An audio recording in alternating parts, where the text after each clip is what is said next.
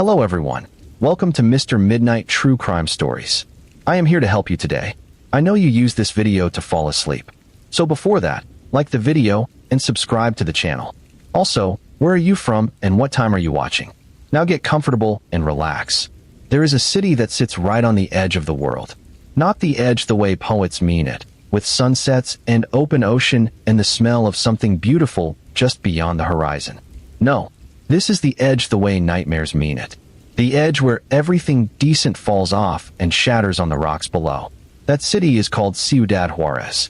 It sits on the southern bank of the Rio Grande in the state of Chihuahua, Mexico, pressed right up against El Paso, Texas, like two people sharing a wall in an apartment building. Except one side of that wall hears lullabies and the other hears screaming.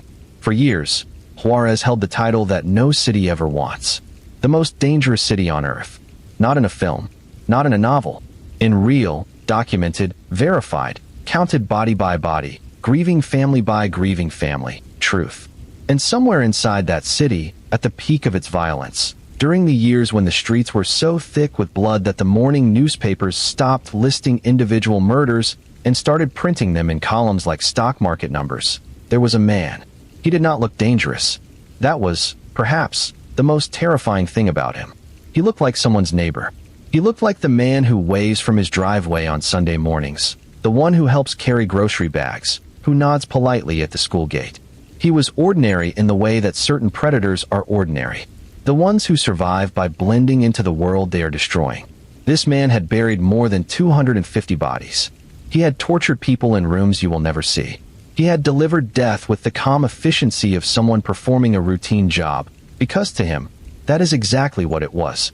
A job, a craft, a calling, even. And then one afternoon, in a motel room near the border, with the curtains drawn against the bright desert sun, he sat across from a journalist and began to talk. What you are about to hear is that conversation. It is not comfortable. It is not meant to be. It is the story of how a human being becomes something else entirely. The story of how a system devours its children and turns them into weapons. The story of a city and a war and a man who lived inside both for 20 years and somehow came out the other side. Changed, damaged, haunted, but alive. His name is not important.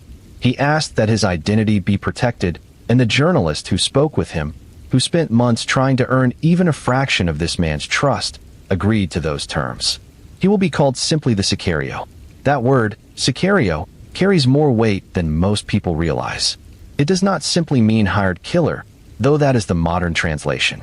The word goes back to ancient Palestine, to a group called the Sicarii, Jewish assassins who had curved daggers called psychi beneath their robes in the 1st century. They moved through crowds. They pressed close. They struck. They vanished. The blade and the invisibility. 2,000 years later, the word had crossed an ocean and a continent and found a new home in the desert borderlands of northern Mexico. And the men who wore that name now did not carry daggers. They carried everything else. The journalist who arranged this meeting had been working the border for years. He had covered massacres. He had written about mass graves. He had filed stories that woke editors up at midnight and sent lawyers scrambling for the phones. But nothing had prepared him for the process of actually finding this man, or for the weeks of coded phone calls and switching locations and the sick, crawling feeling that he was being watched at every moment. Because he was. That was the first thing the Sicario would teach him. In this world, you are always being watched. The moment you stop believing, that is the moment you stop breathing. The call started coming in the way things always start in this story. Not with a knock at the door. Not with a formal introduction. They started the way secrets always start. Quietly. Sideways. With a message passed through someone who knew someone. With a number scrawled on a napkin. With a phone that only rang once and went silent if you did not answer immediately. The journalist answered. He answered every time. And slowly, over a period of weeks that felt like years, the distance between him and this story began to close. There were rules. There were always rules in this world. Do not use the Sicario's real name. Do not photograph his face. Do not write down the name of the motel until you are already inside it. Come alone. Come exactly on time. Come knowing that if anything feels wrong, you will not be given a second chance to feel anything at all. The journalist agreed to every condition. He was terrified. He went anyway, because some stories are bigger than fear. The motel was not dramatic. That was what struck him first when he finally walked through that parking lot in the flat, merciless heat of a borderland afternoon. There were trucks parked outside with American plates. There was a vending machine humming near the ice room. There were birds in the scrubby little tree by the office. The ordinary world doing its ordinary things, completely unaware of what was happening behind door number 164. The journalist had been told the room number the night before, delivered in a voice so flat and expressionless it sounded like a machine. Room 164. Knocked twice. Wait. He knocked twice. He waited. The door opened, and the man was standing there, and for a moment the journalist could not fully process what he was seeing. He had expected something. He did not know what, exactly. Something to give it away. Some shadow in the eyes, some set of the jaw, some animal stillness that would signal what this man was. There was nothing like that. There was just a man of middle height and middle age, wearing plain clothes, with a quiet face and steady hands, who stepped back from the doorway and said, in a voice that was almost gentle, "Come in. Sit down. We have a lot to talk about." The journalist sat. The Sicario sat across from him. Between them was a small round table, a legal pad, and a thick black marker that the Sicario would pick up and put down dozens of times over the hours that followed, drawing diagrams, sketching hierarchies, mapping the invisible geography of the world he had lived inside. The curtains were pulled shut. The room smelled like industrial cleaning fluid and stale air. And then the Sicario folded his hands on the table, looked at the journalist with eyes that revealed absolutely nothing, and said the words that began everything. "I have dug graves for over 250 bodies." He said it the way someone else might say the weather forecast. No emphasis, no drama, no flicker of what you might expect to find in a person's face when they say something like that. He said it, and then he waited, watching the journalist the way a hawk watches something moving in the grass below, assessing, calculating, deciding whether this man across from him was useful or useless, honest or deceptive, brave or merely performing bravery. The journalist did not speak for a moment. He was thinking about those words. 250 bodies. He was thinking about the arithmetic of that, about what it means to place a human being in the earth 250 times, about the weight of dirt, about the silence that replaces a voice, about the families. The journalist had a daughter. He was thinking about her then, in that room, with that man, and he was trying very hard not to let any of that show on his face. "How long did that take?" he finally asked. The Sicario tilted his head very slightly to one side. 20 years, he said. "Give or take. 20 years. The journalist did a rough calculation he would rather not have done, and then put it away somewhere he could not reach during the interview. He had questions. He had a list of them, careful and organized, the product of weeks of preparation. But something told him, in that first charged minute in that room, that lists were useless here, that this man would tell his story in his own order, at his own pace, on his own terms, and that the journalist's job was not to direct, but to follow, to walk into the dark and not flinch, or at least, not flinch visibly. The Sicario leaned back in his chair. He seemed relaxed. That was perhaps the most unsettling thing of all, the relaxation of a man who had made peace with everything he had done, not by forgetting it, not by denying it, but by simply accepting it the way you accept the weather or the shape of your hands. It happened. It was what it was. He had his reasons. They may not have been your reasons. They may not have been anyone's reasons that you would recognize, but they were his. "You want to know how it starts?" the Sicario said. It was not a question. "Yes," the journalist said. The Sicario picked up the black marker. He drew a single dot on the legal pad. He looked at it for a moment, and then he looked up. "It starts," he said quietly, "with wanting to eat." Ciudad Juarez in the 1980s was not the kind of place that offered many futures. It offered the present, and the present was hard. The streets were dusty and loud and full of the particular desperation of a border city, a place that exists in the gap between two worlds and belongs fully to neither. To the north, across the brown ribbon of the Rio Grande, was El Paso, Texas, with its American supermarkets and its air conditioning and its gleaming chain restaurants and its sense that life, whatever its difficulties, was fundamentally organized towards something better. To the south, spreading back into the Mexican interior, were the hills and the poverty and the maquiladoras, The factories where people worked 12-hour shifts for wages that a person in El Paso might spend on a single meal, and where the workers went home each night to neighborhoods without paved roads and houses without reliable water, and where the gap between what you had and what the television told you was possible felt less like a distance and more like a wound. The Sicario was born into a family that was poor but not broken. That distinction mattered to him enormously. He made it several times during the hours he spoke to the journalist, with a quiet insistence that suggested he had spent years thinking about it. He was not abused. He was not neglected. He did not grow up in a house where violence was normalized, where a father's fist was the first lesson a child learned about power. His parents worked. His mother kept the house running with a kind of relentless competence that he described with the closest thing to warmth that ever crossed his face during the entire interview. His father got up before dawn and came home after dark and said little and provided what he could, which was not much but was consistent and honest. There were 7 of us. The Sicario told the journalist. 7 children. My mother cooked beans almost every night. Sometimes rice. Sometimes nothing. We were hungry sometimes, but we were not starving. I want you to understand the difference. I am not going to sit here and tell you that I became what I became because the world had no choice for me. That is what people say when they want to be forgiven before they have finished confessing. I had choices. They were just small ones. The journalist wrote that down. He would come back to it many times in the months after that conversation, turning it over in his hands the way you turn over a stone to see what is underneath. He had heard many explanations for violence in the years he had spent covering the border. He had heard poverty cited and family breakdown cited and systemic injustice cited and the failure of institutions cited. All of those things were real. All of those things were true factors in the machinery that produced men like the one sitting across from him. But what this man was offering was something different. He was not offering an excuse. He was offering an explanation, and the two are not the same thing, though they are often confused. The Sicario was 16 years old when he first saw what money could actually do. Not money in the abstract, not the idea of money that you pick up from television or from watching the SUVs drive through the nice neighborhoods on the other side of the city, but real money, in someone's hands, earned in a single afternoon.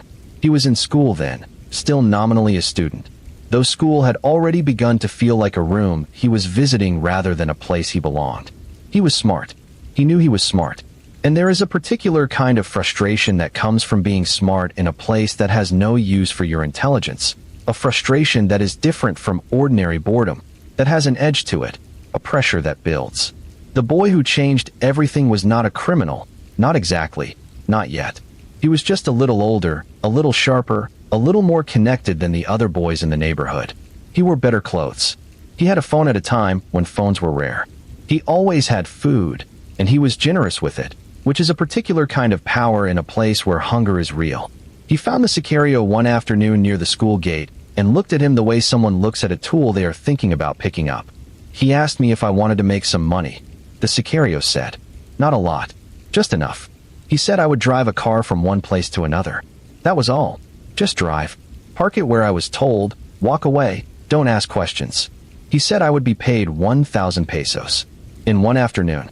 1,000 pesos. The journalist did the calculation.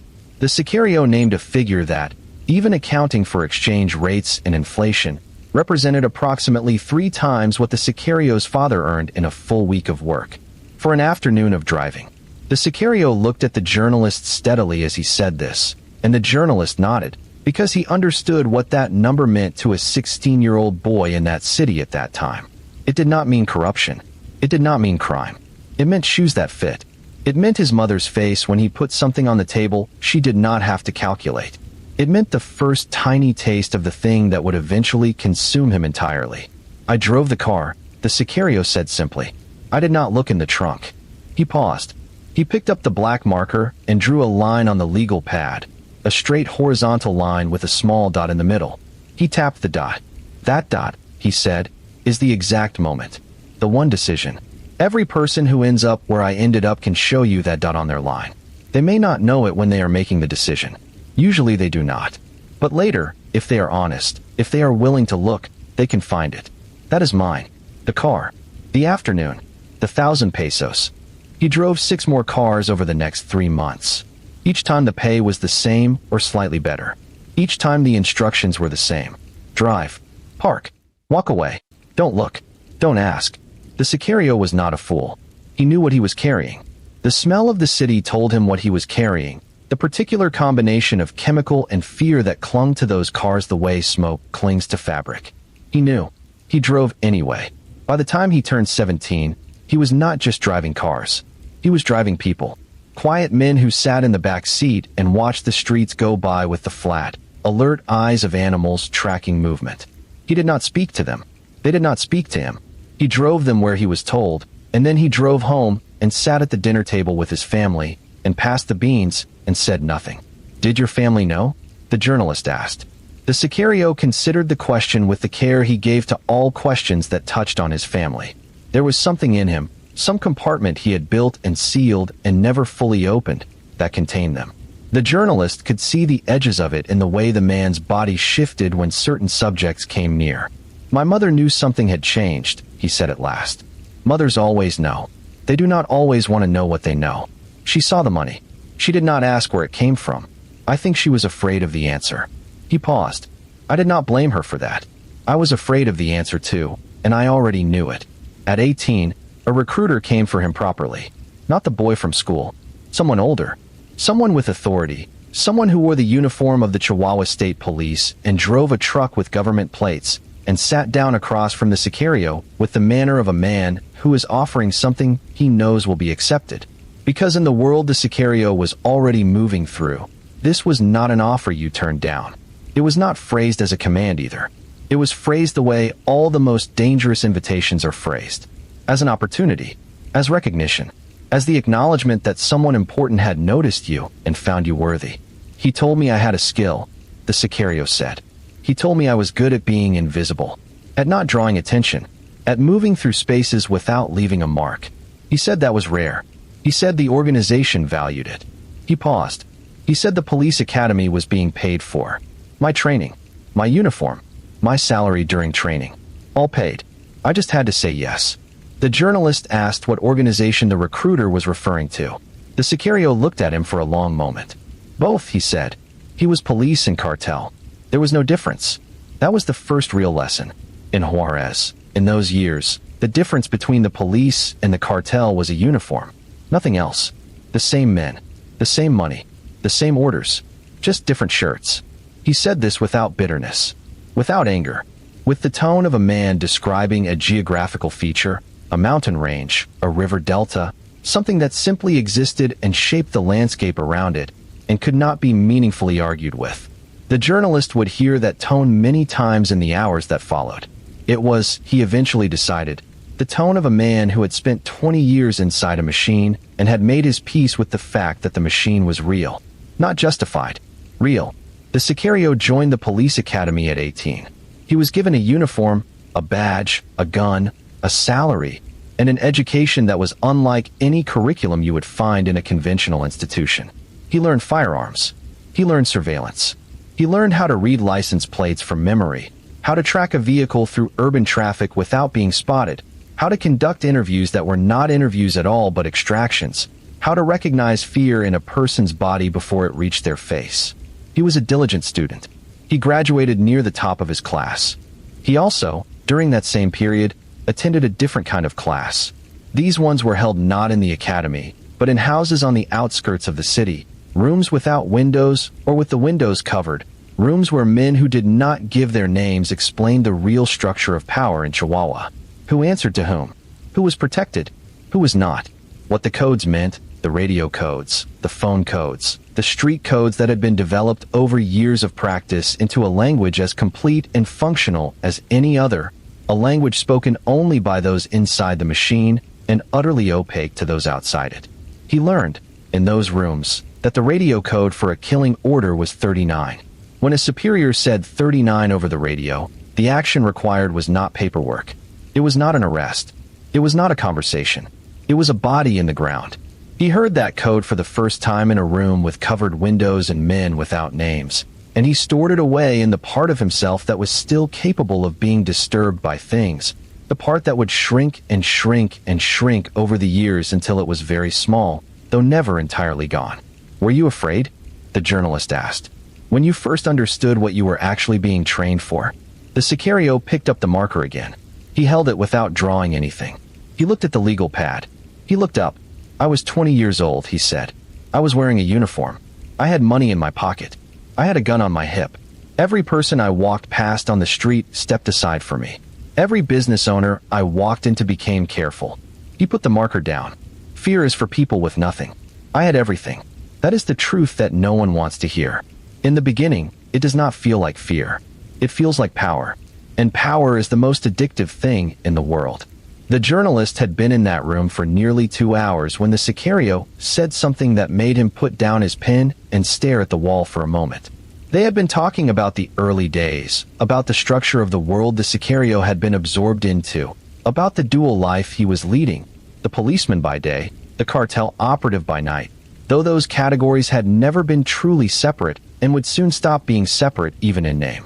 The journalist had asked about the other men around him, the colleagues, the fellow recruits, the ones who had gone through the same process and arrived at the same place. Were they like you? He asked. Did they seem like ordinary people? The Sicario almost smiled. It was the closest thing to a smile the journalist saw in that room all afternoon. All of them, he said. Every single one. That is what they want you to think is impossible. That ordinary people do these things. That it must be monsters. Because if it is monsters, you can sleep at night. You can tell yourself that you would recognize a monster. You can tell yourself that you are safe. He leaned forward slightly. But if it is ordinary people, trained carefully, placed inside a system that makes the extraordinary ordinary, then the world is more frightening than you are willing to admit. And most people are not willing to admit that. The journalist was willing. That was why he was there. He wrote down what the Sicario said, and then he asked the question he had been building toward for the entire conversation. The question that both of them knew was coming. The question that everything else had been circling around like water circling a drain. Tell me about the first time you killed someone. The room was very quiet. Outside, somewhere in the parking lot, a truck started and then drove away. The vending machine hummed. The curtains moved slightly in the air from the conditioning unit. The Sicario looked at the journalist with those flat, measuring eyes for a long moment, and then he nodded once, as if granting permission for a territory to be entered. I was 22, he said. I had been working the system for 4 years by then, moving between the police side and the cartel side the way you move between rooms in a house. I knew the system. I understood the language. I understood the hierarchy. And they had decided that I was ready. He did not begin the story immediately. He constructed it carefully, the way a mason sets stones, one at a time, checking the level before moving to the next. The journalist, watching him, understood that this was not performance. The Sicario was not dramatizing his past. He was, in some sense, revisiting a room in his own memory, walking through it carefully, making sure he had the dimensions right. He was a precise man. Even in this, precision mattered to him. It happened in a car. Not a government car, not a marked vehicle, but a civilian sedan borrowed for the purpose, the kind of car that nobody notices on any street in any city in the world. There were 3 of them inside. The Sicario in the back seat. Another man beside him, older, a mentor of sorts, someone who had been doing this long enough that it no longer even registered in his body when it happened. No elevated pulse, no tensed muscle, nothing. And in the front passenger seat, a man who did not know that this drive would be his last. He was not a good person, the Sicario said. I want to be accurate about that. He had done things. I knew what he had done. He had stolen from people he was not supposed to steal from. He had talked to people he was not supposed to talk to. In our world, those are the 2 things that get you killed. Stealing from the wrong people. Talking to the wrong people. He had done both. The journalist asked how the order had come. Over the radio, the Sicario said. He paused. 39. They drove for approximately 20 minutes. The Sicario did not tell the journalist exactly where, just that it was outside the city, away from the built-up areas, somewhere the desert absorbed things without comment. The man in the front seat talked for part of the drive. He made conversation about nothing, the football scores, the weather, the price of a car he was thinking of buying. He was nervous, the Sicario said, but he was not certain, not yet, not fully. People in that world lived with a baseline level of fear all the time. They had learned to metabolize it, to keep functioning under its pressure the way an organism adapts to altitude. The nervousness was normal. The conversation was normal. Nothing in the car, on that road, in that ordinary evening, announced itself as the end of the world. The Minter, the Sicario said, choosing his words with care, gave the signal. A very small thing. The way he shifted his weight. That was all. That was the language. I had been taught the language. The journalist did not ask for the precise details of what happened next. The Sicario told him anyway, briefly, technically, in the way a mechanic describes a repair. There was no emotional charge in the telling. No pride. No guilt. That was what the journalist found most difficult to absorb. Not the act itself, which was terrible and final, but the complete absence of effect around it. As though he were describing something he had done to a machine, not a man. And after, the journalist managed. After, the Sicario said, we drove back. The Minter said I had done well. He said I was calm. He said calm was the most important thing. That the ones who are not calm are the ones who make mistakes, and mistakes get everyone killed. He picked up the marker. He drew a small circle on the pad. We went to a house. There was food. There was money. There were bottles of tequila. There were women who had been sent there to celebrate with us. Everyone around me was eating and drinking and laughing. And I sat in a corner, and I felt something that I did not have a word for at the time. What was it? The journalist asked. The Sicario thought for a long moment. Later I understood it was the last time I felt what a normal person would call guilt, he said. Not guilt the way a priest would define it. Something more physical. A sensation in the chest. Like a door closing. Like something fitting into a lock. I felt it that night, very clearly one time. And then it was done, and I never felt it exactly that way again. The journalist thought about that. He thought about it the way you think about something that does not fully fit into the categories you have available, that sits outside the maps you carry. He asked the next question carefully. Did the reward help? The money, the tequila, the celebration? The Sicario shook his head. That is what people think. That the reward converts the killing into a transaction. A sale.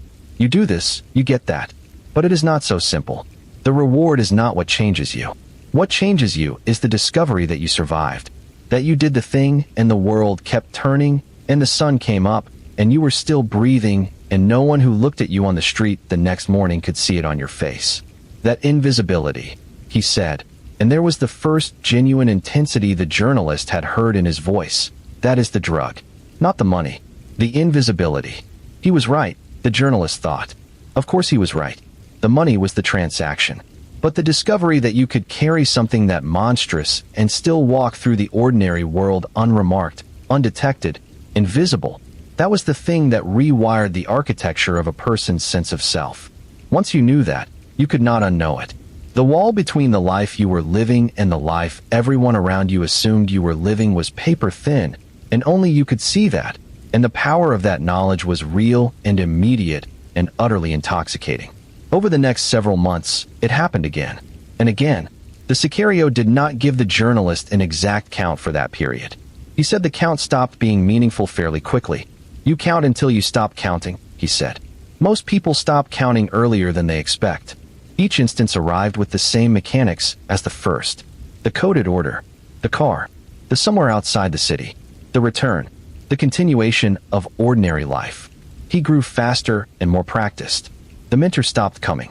The Sicario was operating on his own authority now, which meant he had been absorbed fully into the structure of something that had no clear edge and no visible ceiling. The journalist asked about his life during that period. What did it look like from the outside?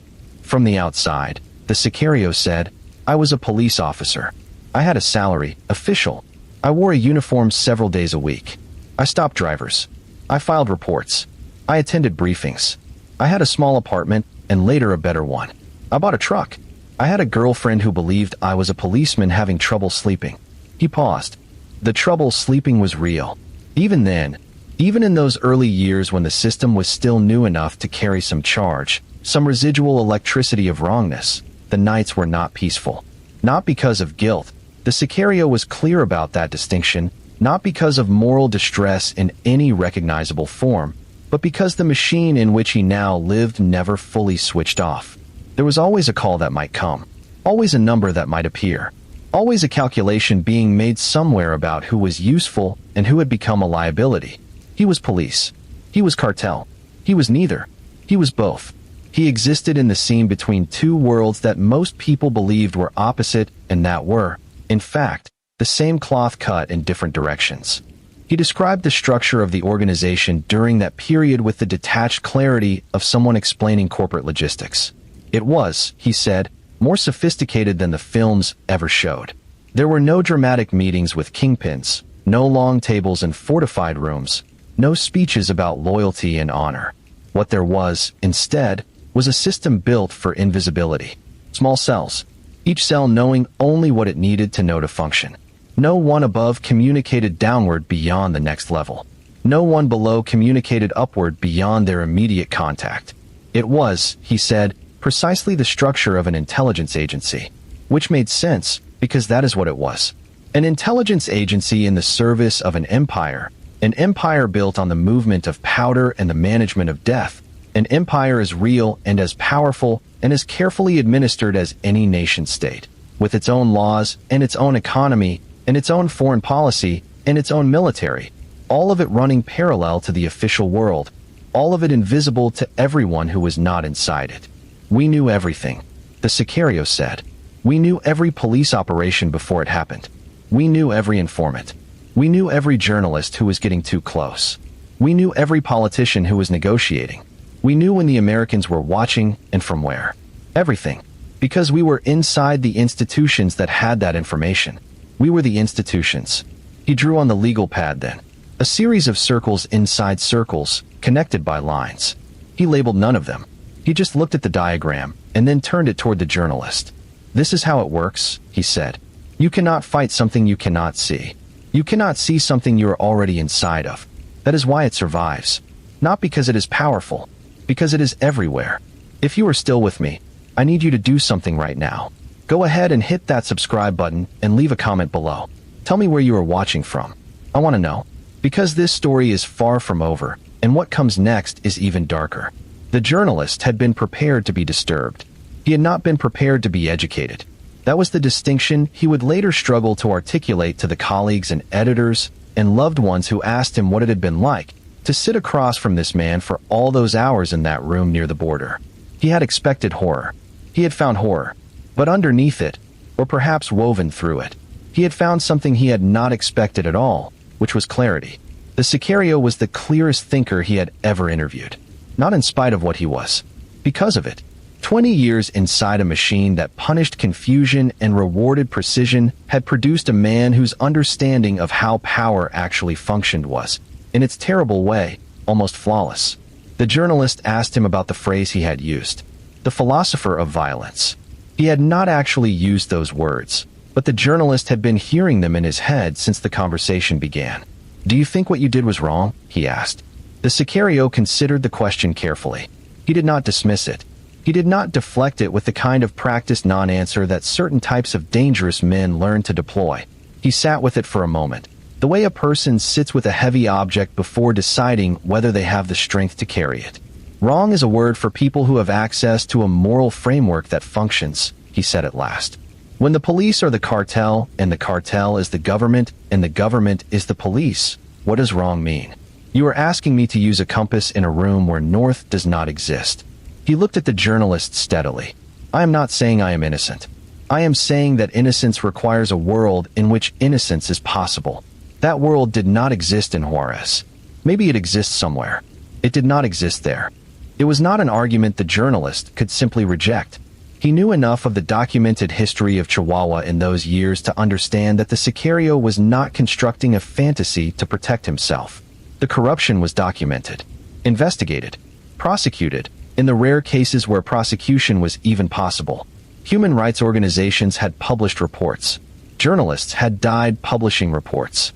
The percentage of law enforcement officers in the region who had active ties to cartel organizations during the peak years of violence had been estimated, conservatively, at somewhere between 70 and 85%. The Sicario had told him 85.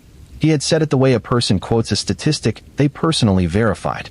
When I put on my uniform, the Sicario said, and I drove through the city in a marked vehicle, every other officer I passed knew what I was. Every commander above me knew what I was. Every officer below me knew what I was. We all knew. Everyone was the same. The ones who were not, he paused, did not last long. He meant that as information, not as a threat, not as justification. The journalist understood the difference because by now he had begun to understand something about the way this man communicated. He was not trying to convince. He was trying to be accurate. Accuracy was the value he most consistently displayed, about his own crimes as much as about the system that enabled them. He did not round down the numbers. He did not soften the language around the things he had done. He described them with a precision that was more disturbing, in its way, than any dramatization could have been, because precision implies understanding, and understanding implies choice, and the Sicario clearly understood, had always understood, which meant that the 20 years of choices had not been made in ignorance. There was, however, a category of question that the Sicario answered with something close to real emotion, and that category was this: what happened to the people who tried to leave? There was a woman, he said. This was the first story he told that was not about himself, and the journalist noted the shift immediately. She was the girlfriend of one of the senior men. Not a wife. The wife was separate. A girlfriend. She was 23 years old. She was not stupid. She understood the world she was in. She did not ask questions. She did not make demands. She was, by every measure I was aware of, exactly what such a woman needed to be in that situation, which was invisible and silent. He paused. He picked up the marker and put it down again. She talked to someone, he said. Not to the authorities. Not to a journalist. She talked to her cousin, who was from outside that world. She was lonely, and she was frightened, and she had made the mistake that people make in that situation. She forgot that the walls are always listening. That there is no safe conversation. That the concept of privacy had been abolished in the world we inhabited as completely as if it had never existed. The journalist waited. By the following afternoon, the Sicario said, she was gone. He said nothing more about what gone meant in this context. He did not need to. The journalist had spent enough time on the border to understand the grammar of that word. And the senior man? The journalist asked. He was told, the Sicario said. He said nothing. He looked at the journalist. What could he say? The rules were the rules. They applied equally. They did not bend for relationships. They did not bend for anything. That was the only reason they functioned. A rule that bends stops being a rule. It becomes a suggestion. And in our world, suggestions were not taken seriously. This was the philosophy of violence that the Sicario had developed over his years inside the machine. And it was, the journalist had to admit, internally consistent. Not moral. Not defensible by any ethical framework the journalist knew how to use. But consistent. It operated on a logic. The logic was brutal and inhuman. But it was logic, and the journalist, sitting in that room, was beginning to understand something that he found profoundly unsettling, which was that the brutality of the cartel world was not chaos. It was not disorder. It was not the absence of rules. It was the presence of a different set of rules, rules as strict and as elaborately enforced as any in the legitimate world, perhaps more so, because the consequences of breaking them were never theoretical. Good killers, the Sicario said, are craftsmen. They take pride in their work. Not the way you take pride in something creative, in making something. The pride of the surgeon. The pilot. The person who does a technical thing and does it correctly and does not allow variables that could be controlled to go uncontrolled. A bad hit is one where something goes wrong that should not have gone wrong. Where the target is not alone when they should have been alone. Where there is a witness who did not have to be a witness. Where the body is found before it should have been found. Those are failures. A craftsman does not fail. The journalist asked how long it took to reach that level. That level of craft. The Sicario looked at him with those flat eyes and said, less time than you want me to say. He was describing, the journalist began to understand, a process of desensitization that was not unique to this world, that had analogs in military training, in the training of surgeons, in the training of anyone who must perform at high levels under conditions of extreme stress and exposure to human damage. The military had spent decades studying how soldiers became capable of combat, the psychological architecture required to overcome the most basic of all human instincts, the instinct to preserve life, your own and others. The cartel had, without the research papers or the academic framework, figured out the same thing empirically, through generations of practice, through the simple and terrible trial and error of deploying people in conditions of extreme violence, and observing what made them effective and what made them break. What made them effective, the Sicario explained, was not cruelty. The truly cruel men, the ones who took pleasure in pain for its own sake, were actually a liability. They were unpredictable. They became excessive at moments when excess created risk. They could not be precisely controlled. The ideal operator was not a sadist. The ideal operator was a professional, a person who felt nothing in particular about what they were doing and therefore did it with a craftsman's precision. The Sicario was describing his own ideal self, the self he had been trained and shaped and refined into over 20 years. And listening to him describe it, the journalist felt something complicated, not admiration, never that, but something in the register of recognition. This man was not crazy. That was the problem. He was not a monster in the sense the journalist had hoped for when he walked through that door. He was a professional in a trade whose product was human suffering, but a professional nonetheless. They had been in the room for 3 hours when the journalist needed water, and the Sicario produced a bottle from a bag he had brought and handed it across the table without comment. The journalist accepted it and drank, and then asked if they could talk about the city itself, about Juarez as he had experienced it during those years. The Sicario nodded. He thought for a moment. There are cities that are alive, he said. You can feel the energy of them, the movement, the ambition, the pleasure. Even cities with great poverty have that energy. Juarez, in those years, was a cemetery. Not because everyone was dead, though many were, but because the living were performing life rather than living it. They went through the routines. They got up. They went to work. They came home. They closed their doors. They did not see what they were not supposed to see. They did not say what they were not supposed to say.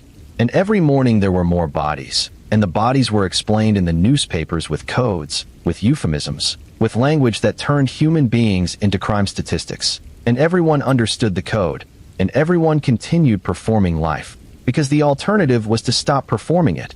And in Juarez, stopping was not a metaphor. He said something then that the journalist would later identify as the most important thing he heard in that room. He said, "The people who will never understand Juarez are the people who think the violence was foreign to the city, imported, something done to the city from outside. But it was not.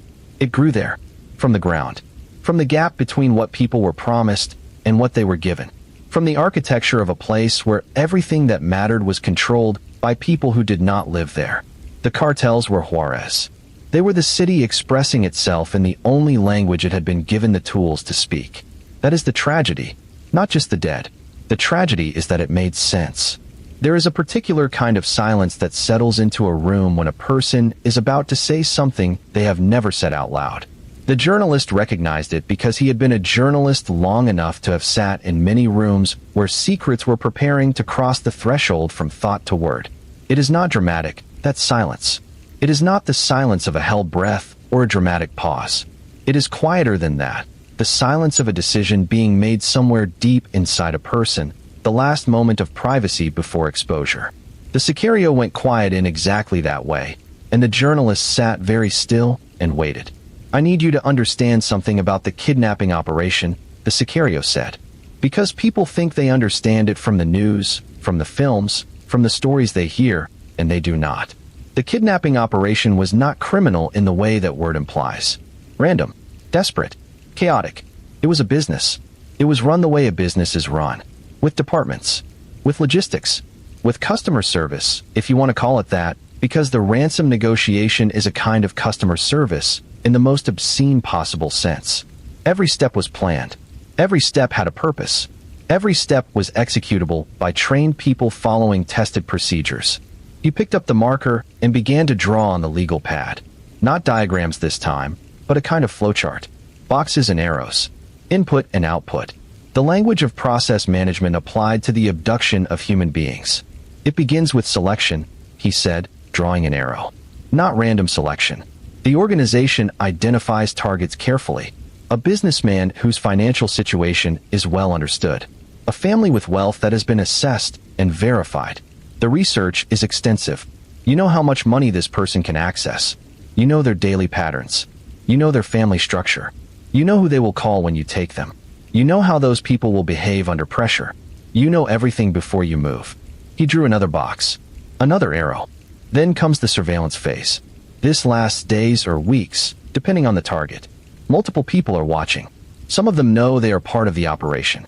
Some of them do not know. They are informants who think they are providing information for other reasons. The target's movements are mapped. Their patterns are cataloged. The moment of maximum vulnerability is identified, the point in their routine where they are most isolated, where intervention is most likely to go unnoticed, where the distance from help is greatest. The journalist was writing quickly. He noted that the Sicario used the word intervention and not the word abduction. He noted the clinical language. He noted that nowhere in this explanation did the Sicario use a word that acknowledged the human being at the center of the operation. The actual taking, the Sicario continued, drawing a third box, is usually very fast. 2 to 4 minutes from first contact to secured. The team is trained. They have rehearsed the specific scenario. They know their assignments. There is one who controls the target. One who controls the environment, meaning the people nearby, the witnesses.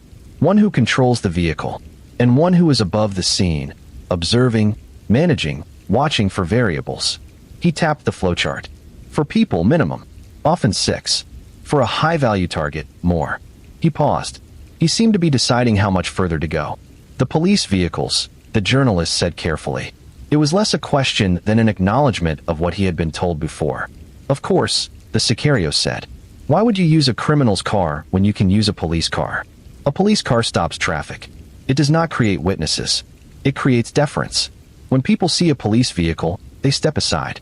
They look away. They cooperate. They assume that whatever is happening is authorized. Because it is authorized. Just not by the institution that authorized the vehicle. He set down the marker. We drove kidnapping victims across the city in marked police vehicles. Through checkpoints. Past other police units. With the lights on. Sometimes, if we needed people to move. He looked at the journalist. This is not a detail from a film. This is the operational reality. The journalist asked about the victims. What happened to them after the vehicle? The Sicario's face did something complicated. Not guilt, or not exactly. Something more like the expression of a doctor discussing a procedure that had outcomes they preferred not to examine too closely. There are houses, he said. Not houses in the way you are imagining. Not places that look unusual. Ordinary houses in ordinary neighborhoods. The kind that nobody looks at twice. Inside, there are rooms that have been prepared. Soundproofed. Bolted. Dark. The kind of dark where you cannot tell if it is day or night. And that disorientation is intentional. He looked at his hands for a moment. When you cannot tell if it is day or night, you cannot tell how long you have been there. And when you cannot tell how long you have been there, you cannot maintain your sense of reality. Your sense of who you are. You become dependent on whatever information is given to you. Even wrong information. Especially wrong information. He was describing, the journalist realized, a sophisticated psychological methodology. Sensory deprivation. Sleep disruption. Temporal dislocation. These were not improvised cruelties. They were techniques documented in the academic literature on coercive interrogation. Techniques studied and applied by state intelligence agencies. Applied here to civilians, to business people and their families, to people who had done nothing except possess money. The blindfold is important, the Sicario said. Not just so they cannot see where they are. So they cannot look at the people around them. So they cannot establish a human connection with their captors. A person who sees your face becomes real to you. A person you cannot see remains an object. The blindfold works on both sides. It keeps the captor safe psychologically as much as physically. When you cannot see their face, they cannot see yours. And so neither of you is fully real to the other. And that makes everything that follows possible. He paused. He looked at the journalist directly, holding his gaze in the way that had become characteristic of this conversation, the direct, steady, measuring look that never seemed to need anything, never seemed to want anything, never performed itself. The families, the journalist said. It came out smaller than he intended. The families, the Sicario said, are the mechanism. He said it without apology, without effect, as though saying it. The target is not the business. The target is the access to the family. The family is where the money is. The family is what you squeeze. He chose that word deliberately. The journalist felt certain of it. Not to shock, because it was accurate. The contact is made within 24 hours. Sometimes earlier. The voice on the phone is calm. Professional. This is important. Panic on the caller's side means nothing happens efficiently. Calm means business. Calm means this is real and it is being managed. The family hears a calm voice and they understand that this is an organization and not a random crime, and that organizations have procedures that can be navigated. He paused. That understanding is itself a form of control. The journalist asked about the amounts. Whatever they have, the Sicario said simply. That is what they pay. The research is done in advance. We know the ceiling. We always open above the ceiling, because negotiation is expected and the distance between the opening number and the settled number matters for the family psychology. They need to feel they won something, that their negotiation had an effect, that they protected their loved one by being smart, by not panicking, by doing what was asked. We gave them that. We allowed the number to come down by 10, 15%. And then they paid what we had decided at the beginning they were going to pay, and they believed they had saved 10% of their person's life. He stopped. He looked at the legal pad. He drew a line through one of the boxes in his flowchart. He said, very quietly, most of them did not come home. The journalist absorbed that slowly. Even after payment? He asked.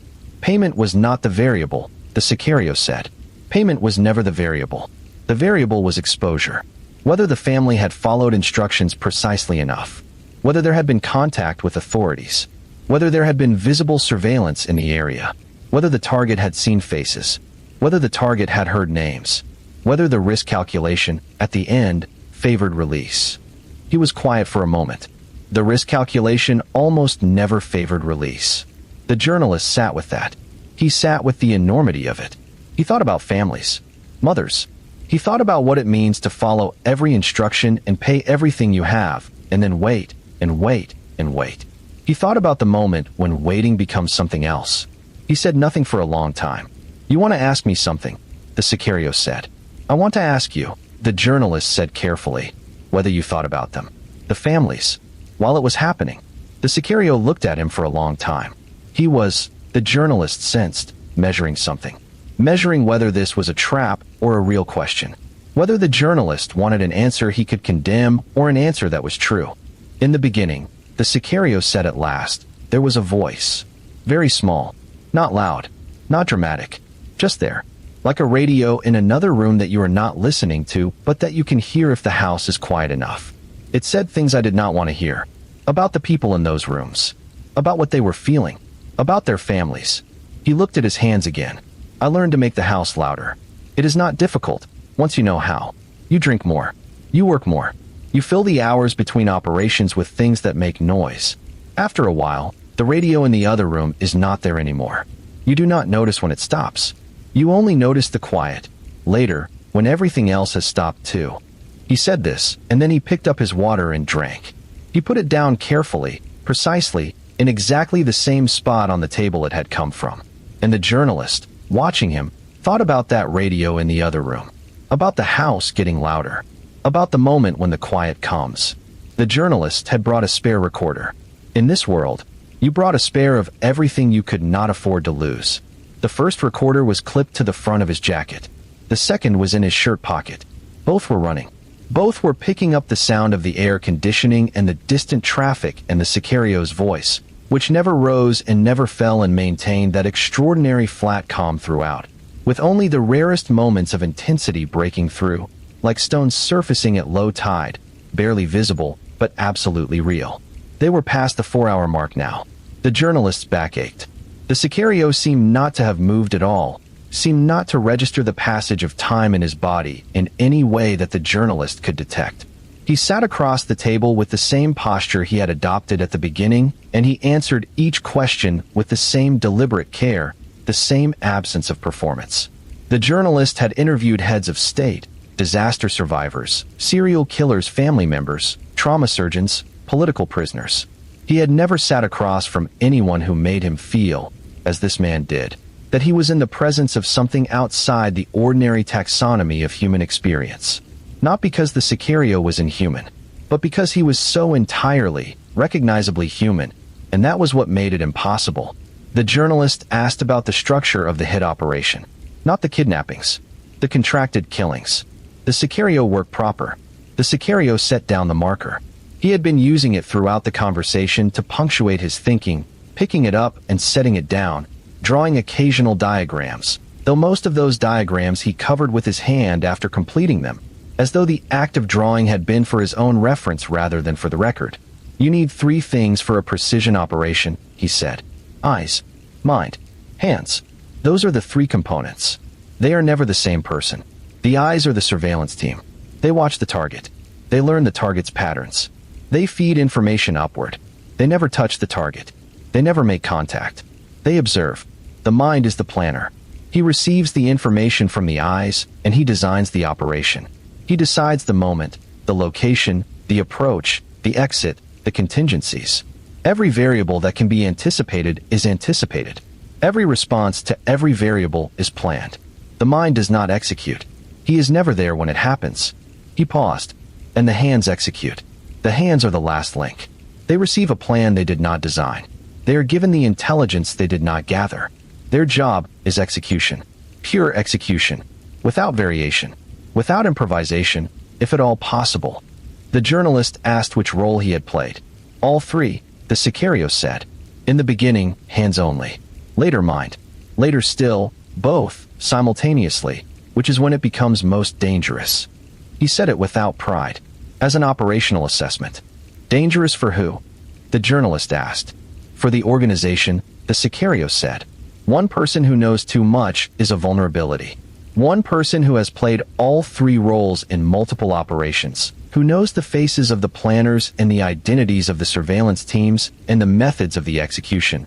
That person is a significant vulnerability.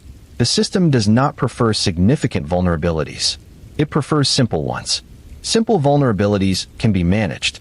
He looked at the journalist steadily. "Eventually, I became someone who knew too much. That is relevant to the later part of the story." The journalist filed that away. He asked about the target selection for the hit operations. "Who decided? How it was communicated?" "The order comes from above," the Sicario said. "Always. No freelancing. No initiative. You do not decide who dies. You are told who dies, and you execute the decision. The hierarchy above you has made the decision for reasons that are usually not explained and that you do not ask about. This is not because asking would get you killed, though it might. It is because asking is philosophically incoherent. You are not a member of a committee. You are a tool. A tool does not ask about the policy. It performs the function. The policy exists at a level you have no access to." He said something then that the journalist found himself returning to over and over in the weeks after the interview. He said, "The greatest lie about organized crime is the idea that the people inside it are driven by ideology, by evil for its own sake, by some kind of perverse loyalty to darkness. Most people inside it are simply inside a system that functions like every other system they could name, except that the product is different. It has HR. It has finance. It has operations and logistics and quality control. It has promotion and demotion. It has internal politics. It has loyalty and betrayal and ambition and envy. It is a corporation. A corporation with a different product and different compliance mechanisms. The people inside it are not monsters. They are employees." He picked up the marker. He wrote one word on the legal pad in large block letters. He did not show it to the journalist. He looked at it for a moment, then turned it face down. The journalist asked about the specific mechanics of a planned hit. The Sicario described it in detail that was precise and technical and almost, in its precision, beautiful in the horrible way that certain terrible things can be beautiful when they are done with absolute mastery. The surveillance phase, the selection of position, the timing calculated around the target's established patterns, the approach route and the exit route, always separate, always pre-walked, always timed. The contingency plans for the scenarios most likely to produce complications, traffic, unexpected people, the target changing the routine at the last moment. The communication protocols between the team members, all coded, none of them speaking plainly even to each other at any point in the operation. The cleanup, the dispersal, the 3-hour rule that required all team members to be out of the relevant district before the body was found. And the one thing you never do, the Sicario said, is the same thing twice. Same route twice. Same team twice. Same method twice. Repetition is signature. Signature is risk. Risk is how you end up in a room like this one. He gestured at the walls, and the journalist understood he was not referring to the motel room. He was referring to all the rooms he had ever been in that resembled this one. The rooms where violence was planned and discussed and executed and analyzed. Every detail that connects two events can eventually be followed backward to the people behind the events. The system survives because it never repeats. It is always changing. The variables are always reshuffled. No two operations look the same from the outside. The journalist asked about the border, about the operations that crossed from Mexico into the United States. He knew this was a delicate topic. He asked carefully. The Sicario did not hesitate. The border, he said, is a political feature. It exists on maps. It exists in the American imagination. It exists in political speeches. On the ground, it is a line that can be crossed. The organization had been crossing it for longer than the journalist corps had been covering it. The penetration of American institutions, law enforcement, customs, transportation, financial, is documented. I will not name names or agencies. But the idea that the border represents a genuine operational obstacle is something that makes American policymakers feel safer without making anyone actually safer. He was careful here. He spoke with the care of a man who understood that certain things, said too precisely, could reduce his remaining life expectancy to something measurable in hours rather than years. But within those parameters, he confirmed what investigators and journalists had been documenting for years, that the cartel's ability to operate across the southern border of the United States was not a failure of enforcement. It was the product of a systematic and long-term cultivation of relationships within the enforcement apparatus itself. We had people everywhere, he said. Not everywhere in the sense of a conspiracy theory. Everywhere in the sense of a business strategy. You identify the points of control. You identify the people at those points. You assess which of those people are accessible. You make them accessible to money, or to fear, or to both. And then you manage those relationships the way you manage any business relationship. With consistency. With delivery on promises. With consequences for failure. He paused. The Americans are not stupid. The people in those positions are not stupid. But everyone has a price. And the organization had the budget. The journalist sat with that for a moment. He thought about the people he knew in customs and immigration and law enforcement. He thought about the salaries those people earned. He thought about the gap between those salaries and what the Sicario was describing. He thought about the pressure of living on that border, in that economy, with those neighbors, with that daily exposure to money and power that dwarfed anything the legitimate world could offer. He did not feel comfortable with the thoughts he was having. He had them anyway. I need to ask you something, the journalist said. He paused. Why are you telling me all of this? The Sicario looked at him for a long time. For the first time since the conversation began, the journalist could not read what was happening behind those flat eyes. He waited. The Sicario picked up the marker. He did not draw anything. He turned it end over end once, twice, then set it precisely parallel to the edge of the legal pad. Because, he said at last, I am still alive, and I do not entirely know why, and it seems like that should mean something. He looked at the journalist. Whether it does or not, I cannot say, but the story exists whether or not someone tells it. And if someone is going to tell it, it should be told correctly, without the parts that make it comfortable, without the parts that let people sleep more easily than they should. He looked at the journalist steadily. You should not sleep easily after this, he said. That is the point. There was a code the Sicario said almost every time he wanted to circle back to something. He would say, very quietly, I need to be accurate about this. And then he would revise or expand what he had said before, not to soften it, but to sharpen it. To remove the imprecision that crept in when speaking about things you have lived so deeply that language starts to feel like the wrong tool. The journalist began to hear that phrase as a signal. When the Sicario said he needed to be accurate, something important was coming. Something he had been holding a certain distance from that he was now ready to let come closer. He said it now. The journalist straightened. I need to be accurate about the torture, the Sicario said. He let that sit for a moment. The journalist did not speak. The word torture carries an image, the Sicario continued. Something chaotic, angry, the product of hatred or sadism or the loss of control. That is the popular image. It is almost entirely wrong, at least for the kind of operation I was part of. What we practiced was systematic. It was designed to produce specific outcomes. It was calibrated. You can calibrate suffering the way you calibrate any instrument. You learn the thresholds. You learn what moves a person from one psychological state to another, from resistance to compliance, from compliance to despair, from despair to the specific kind of complete surrender that makes a person do exactly what you need them to do without requiring further persuasion. That knowledge is not mystical. It is technical, and the organization had spent years developing it. He was describing, the journalist would later research and confirm, a methodology that had documented parallels in state-sponsored interrogation programs that had been investigated and condemned by international human rights bodies. The cartel had not invented these techniques. No one had invented them, really. They were, in their terrible way, the product of an ancient human understanding that the body and the mind are connected, that the geography of suffering is navigable, that a person can be led from one place to another inside themselves by someone who knows the route. The objective, the Sicario said, is never punishment. People think torture is punishment. It is not. Punishment has no operational use. Punishment is emotional. Emotional things are inefficient. The objective is information, or it is compliance, or it is a message to others. Those are three different objectives, and they require three different approaches. A person who is being broken for information needs to remain coherent enough to provide it. A person who is being broken for compliance needs to remain capable enough to execute what they are being complied toward.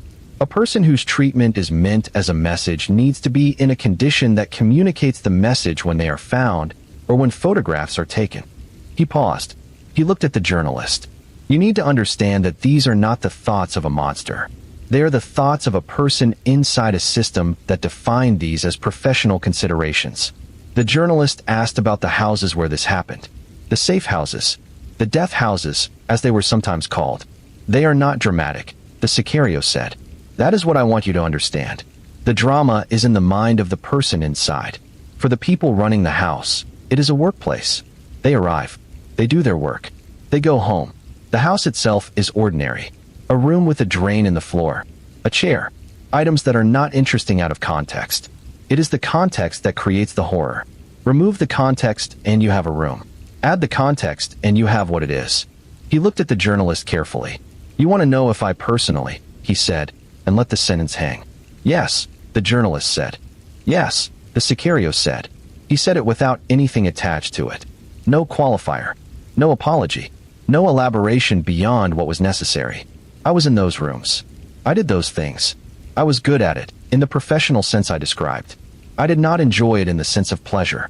I experienced it in the sense of completion, a task being executed, the sensation of a thing being done correctly.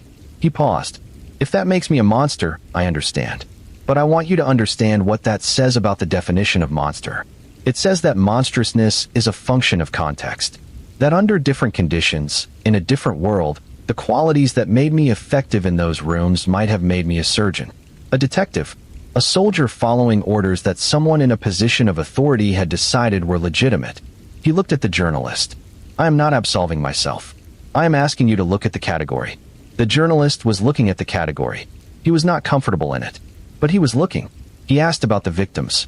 Not as a category. Specifically, were there individuals he remembered? People who stood out from the operational abstraction that the Sicario had been describing. Something shifted in the room. It was subtle. The temperature did not change. The light did not change. The Sicario's posture did not change. But something changed, the way the quality of the air changes when you are at altitude and have not noticed until this moment. The journalist felt it and held still.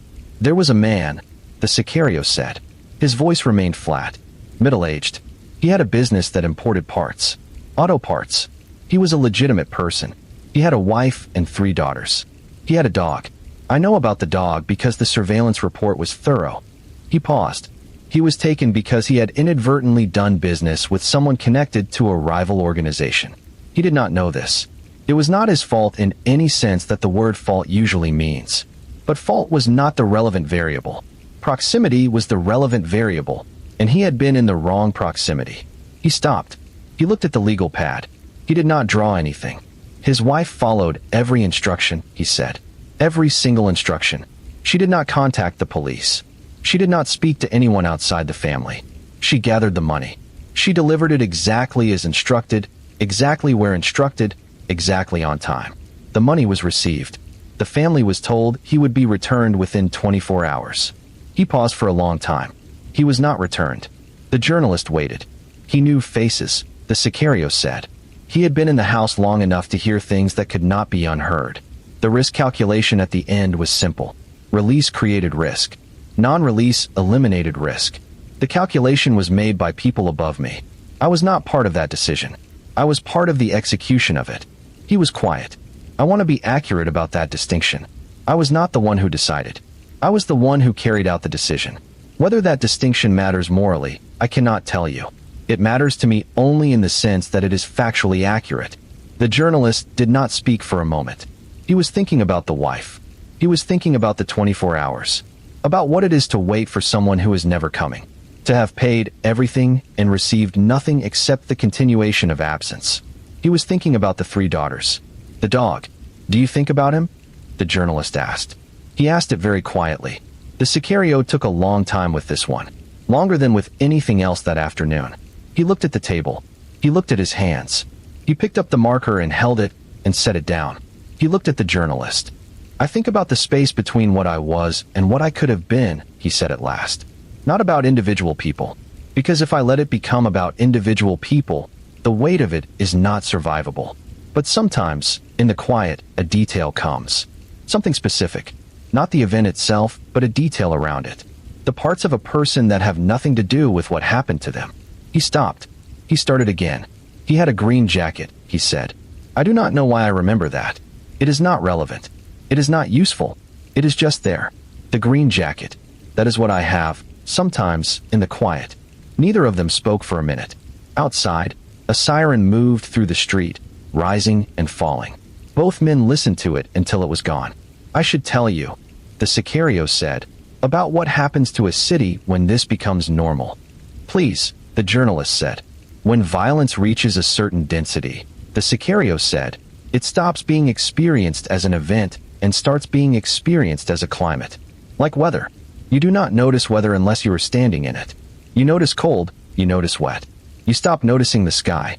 In Juarez, during the worst years, the violence was the sky. It was the medium through which everything else happened.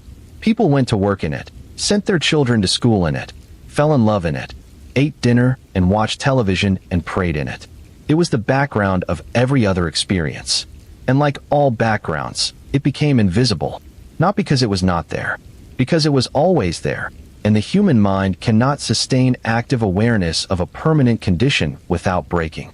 He was describing, the journalist knew, something that trauma researchers called normalization of violence, the documented psychological process by which communities under sustained exposure to extreme harm develop adaptive mechanisms that allow them to function. The researcher in him recognized the language. The person in him simply felt it as grief. The children, the Sicario said, with the first thing that might be called a sigh. I want to be accurate about the children. He looked at the journalist. The children who grow up in that climate do not know another climate. They do not have a before. They have no template of what ordinary is.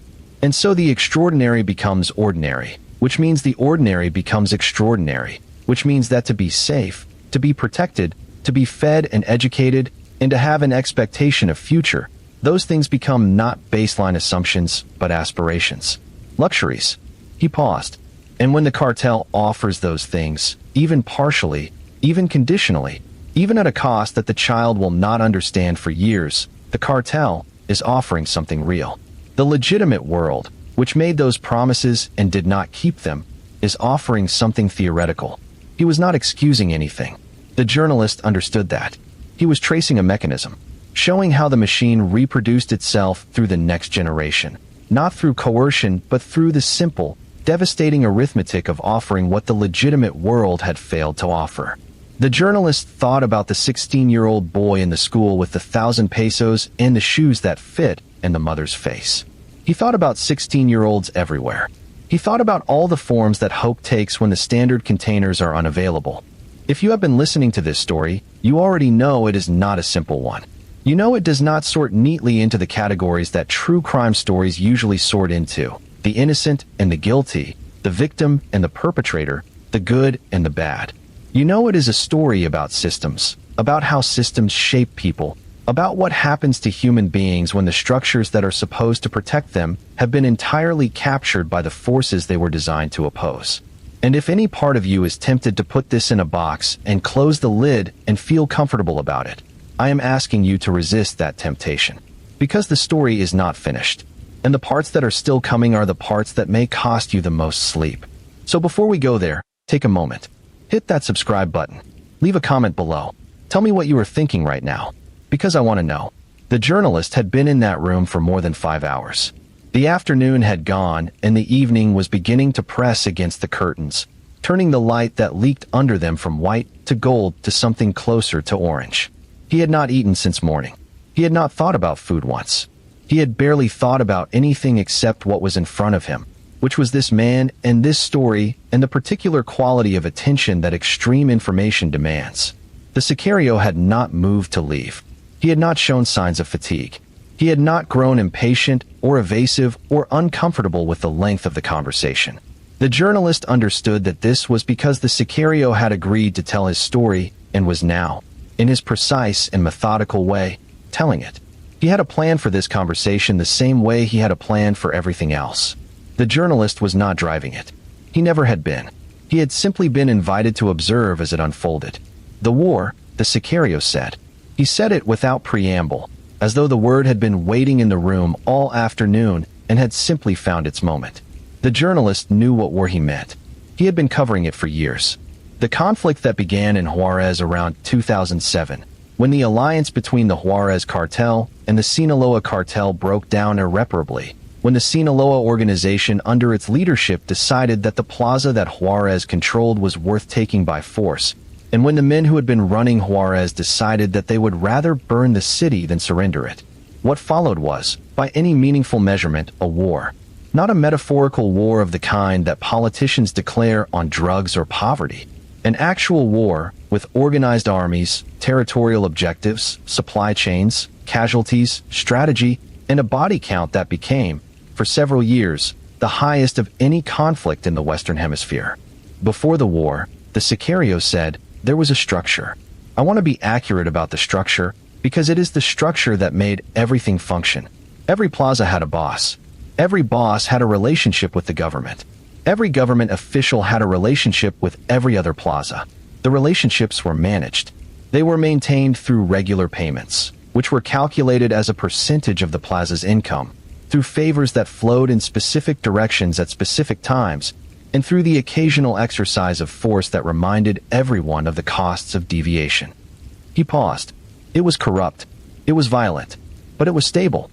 Stability in the drug trade means thousands of people dying on a managed schedule. That is what stability looks like in that world. The journalist asked about the death of the Juarez cartel's key leadership figures, about the moment when the structure began to fail. The leadership of the Juarez organization had been deteriorating for years, the Sicario said. Amado Carrillo Fuentes, the one they called Lord of the Skies, died in 1997 during plastic surgery he had ordered to change his appearance. He was trying to disappear, in a sense, to become someone else. The surgery killed him. After that, his brother Vicente took over, and Vicente was not Amado. The organization felt the difference immediately. He was quiet for a moment. Amado was intelligent. He was strategic. He understood that the value of power is in not having to demonstrate it constantly. Vicente understood power differently. He understood it as dominance that needed to be performed. And performance is expensive. It requires constant violence rather than the threat of violence. And constant violence is economically inefficient. And when you are running a business the size of what the Juarez cartel was running, economic inefficiency is existential. He said all of this the way a business consultant might analyze a corporate failure. No sentiment. No judgment. Pure structural analysis. The journalist found it both illuminating and chilling, the chilling quality arising not from what was being described, but from the mode of description, the total absence of the human scale of what he was talking about, the thousands of deaths being analyzed as friction costs in a declining market position. When the Sinaloa moved on Juarez, the Sicario continued. The organization was already fragile. The response was not strategic. It was emotional, reactive. They threw people at the problem. They threw violence at the problem. Every business that got burned, Every neighborhood that got shot up, every police officer who got executed, every journalist who was warned or disappeared, those were not strategic actions. They were the actions of an organization in panic, spending down its capital to hold ground it could feel slipping away. He looked at the journalist. A panicking organization is the most dangerous kind, because it has removed the calculation. It is operating on feeling, and feeling in that world is indistinguishable from chaos.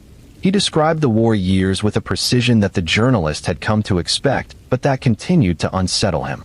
He described the peer-on-peer killings, the sicarios from one organization hunting the sicarios from the other, the phenomenon that became cruelly known as mutual accounting, where the deaths of operatives from one side were repaid in kind by the other, with interest, so that each cycle of killing required a larger response from the other side. The mathematical spiral of a feud with unlimited participants and no mechanism for de-escalation. He described the amateur recruits brought in to replenish the ranks as the experienced operators died or fled or went to prison, young men from the neighborhoods around Juarez who had none of the training and discipline that the older system had instilled, who brought a chaotic energy to the violence that the established players found both useful and terrifying. The amateurs, the sicario said, and something in his voice changed. Not quite contempt. Something more like the frustration of a craftsman watching his trade be debased. The amateurs killed without calculation, without the three-part structure, without surveillance, without planning, without clean exit. They killed in broad daylight in front of witnesses. They killed the wrong people because their intelligence was bad or non-existent. They killed civilians, not as a calculated message, but as collateral to their own incompetence. And every time they killed a civilian, the city moved further from the kind of stable system that makes the trade sustainable. He meant, the journalist understood, that the violence was destroying the infrastructure it depended on. That a city in full-scale war is not a city through which business can be conducted. That the bodies hanging from overpasses and the decapitations left at school gates and the shootings in shopping centers were not assets to the cartel. They were liabilities. They were what happened when an organization loses control of its own violence, when violence becomes its own end rather than a means to specific ends. He was describing, in his cold, analytical way, the self-destruction of the system he had served, and there was, in his telling of it, something that the journalist might tentatively have called sorrow, though it was a sorrow directed less at the human cost than at the structural failure. And then, the journalist said, it turned on you. The sicario was quiet for a moment. Then he nodded once, very slowly. I had operated for 20 years, he said. 20 years inside the machine. I knew the faces of the planners. I knew the logistics of the operations. I knew the financial structures. I knew the names of the protected officials. I knew too much. He paused. In a stable system, someone who knows too much is managed carefully. They are given privileges. They are kept close. Their loyalty is cultivated and maintained. The investment in that person's continued silence is understood as a cost of doing business. He looked at the journalist. In a system at war, someone who knows too much is a vulnerability. And vulnerabilities are not managed. They are eliminated. He said this without apparent fear, with the same flat, analytical calm, as though he were describing something that had happened to someone else. When did you know? The journalist asked. When my phone went quiet, the sicario said. In our world, silence is the loudest sound. When the people who have been calling you every day for years stop calling, when the meetings stop being scheduled, when you are excluded from the information flows you have always been part of, that is when you know. Not because they tell you. They never tell you. You tell yourself by reading what is not there. He described the weeks that followed that silence with the precision of someone mapping a shrinking perimeter. The calls he made that were not returned. The contacts he reached out to who received him with a particular quality of vagueness. Not unfriendly, not warm, just carefully neutral in the way that people are neutral when they have been told to be. The realizations that came one at a time, like stones being placed on the pile, each one adding weight, until the weight was impossible to ignore. I tried to leave, he said. It was the simplest sentence he had spoken all afternoon, and it was freighted with everything the simplest sentences carry. How does someone leave? The journalist asked. The sicario looked at him. They do not, he said. That is the answer to your question. There is no leaving. There is only running, which is leaving with the understanding that the place you are running from will follow you. Or there is dying, which is the leaving that the organization prefers. Or there is becoming something so small and so invisible that you stop being relevant, and sometimes, if you are very careful and very lucky, the organization's attention moves elsewhere long enough for you to disappear. He had tried to run. He had used contacts he had built up over 20 years, contacts outside the cartel world, people who owed him things, people he had protected at one time or another, people who existed in the gray zones between his world and the legitimate one. He had moved. He had changed routines, locations, vehicles, phones. He had done everything he had been taught over 2 decades to do when evading surveillance, because he was now on the other side of the surveillance, and he knew exactly how it worked because he had built it. But the thing about running from an organization you were inside, he said, is that you cannot use the invisibility skills you learned inside it. Because they know those skills. They taught them to you. They know exactly how someone trained as you were trained will behave when they are trying to disappear. The evasion patterns you were given are the evasion patterns they are watching for. He paused. I thought I was invisible. I was not invisible. I was predictable. And then he was betrayed. He did not say the word betrayed. He said a friend found him. He said it the way you might describe an encounter that began as something ordinary and became something else entirely, slowly enough that the shift was almost graceful in its horror. The friend, the Sicario said, had not always been an enemy. That was perhaps the most important thing to understand. He was not a person the Sicario had trusted foolishly, naively, without cause. He was a person whose loyalty had been tested over years and had been real as anything in that world could be called real. Someone who had stood beside him in places where standing beside someone required genuine courage. Someone with whom he had shared the particular bond that forms between people who have faced extreme risk together. A bond that has no equivalent in the ordinary world, that is thicker and more adhesive than friendship in the common sense precisely because it has been forged in conditions that destroy everything false. The betrayal, when it came, did not come with drama. It came with a phone call that sounded normal, an invitation to meet at a location that seemed ordinary, the address of a house in a neighborhood the Sicario knew, a neighborhood where he had no reason to feel more exposed than usual. He went. He had been trained for 20 years to read threat, and in those weeks of running, he had become hyper-vigilant, scanning everything, filtering every encounter, trusting nothing that was not verified, and then re-verified. And he went anyway. He went because the voice on the phone was familiar, because the invitation felt like the hand of the old world reaching back for him, offering, if not safety, at least the known. I knew when I walked in, the Sicario said. He said it without visible emotion. Not before. The call was clean. The approach was clean. But when I walked in, I knew. There is a quality to a room when the people in it are waiting for you. Not waiting in the way of people who are glad to see you. Waiting in the other way. There is a stillness in the room that is not natural. That does not belong to people who are at ease. He paused. I had created that stillness myself, in rooms exactly like this one, for other people. I recognized it. He was taken, not killed immediately, because the people who took him wanted something first. Information, names, locations, the knowledge that he carried and that had made him valuable to the organization and now, in the wrong hands, was the reason he was alive in this room rather than in the ground outside it. They were not professionals, the Sicario said. And here, for the first time in the entire afternoon, something crossed his face that was unmistakably contempt. They were amateurs. The new recruits I told you about. Young men who had been given power before they had been given training, who understood violence as spectacle rather than as a tool. They were brutal, but they were not precise. And their lack of precision was what saved me.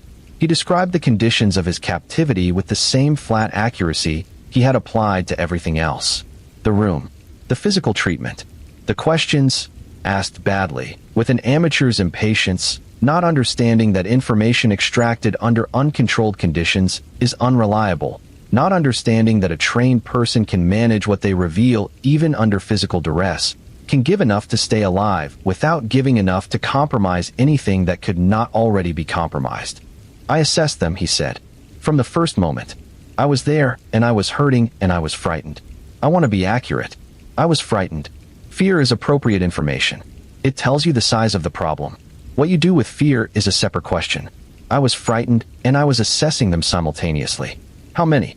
where they positioned themselves, how they communicated, what they wanted, how far above their competence level they were operating.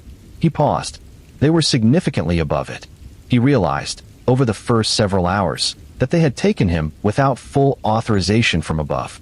That this was in part a personal initiative by one of their leaders, someone with a grudge or an ambition, someone who thought that delivering the Sicario to the organization's hierarchy would purchase something for himself, which meant they had not yet fully reported his capture, which meant there was time. There was a window, small and rapidly closing, in which the calculation of what to do with him had not yet been finalized. "I am still here," the Sicario said to the journalist. That tells you how that window was used. He would not say exactly what had happened. He acknowledged that he had the training and the temperament and the psychological assessment of the room to identify the moment when a different outcome became possible. He did not elaborate. He said only, "There was a moment when I could have killed all of them. I am being accurate. I could have." He paused. "I did not." The journalist waited. He waited a long time. "You prayed," the journalist said. The Sicario looked at him. A faint surprise crossed his face, the first and only surprise of the afternoon. "Who told you that?" he asked. "No one," the journalist said. "It fits." The Sicario held his gaze for a moment. Then he looked away. He looked at the wall of the motel room, at the particular nothing of a wall with covered windows, and he was quiet for a long enough time that the journalist began to think he would not answer. "I prayed," the Sicario said finally. "I do not know how else to describe it. Not with words. Not with a formula. Not with anything I had ever done in a church, which I had not been in for decades. Something happened in that moment. In the room. With the choice in front of me. Something that was not calculation, not strategy, not the cold assessment that I had been trained to make in every difficult situation. Something that was not from that training." He stopped. Something said to me, not in words, nothing as organized as words, but something said to me that I did not have to be this. That I could be in this moment and not take the action that every instinct I had been given told me to take. He looked at the journalist. I listened to it. And then the moment changed. He was released. He did not know exactly why. The men who had been holding him, faced with the calculation of what he was worth and what he might cost them, made a decision that they had not, he believed, fully thought through. They let him go with warnings that were delivered in the imprecise way of people who are performing authority they do not fully possess. He walked out of the room. He walked through the house. He walked to the street, and the street was ordinary, the evening street of a border city, full of cars and lights and the sounds of other people's lives. And he stood there for a moment and breathed it in. He did not run. He walked, carefully, steadily, without looking back.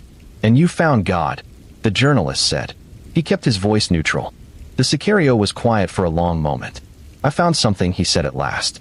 "I will not call it God, because God is a word that belongs to people who have always had access to the concept. I do not know if I have access to it. I know that something changed in that room. I know that I did not take the action I was capable of taking. I know that I came out of that room and I am still alive, which is not a statistical outcome that my life to that point would have predicted." He paused.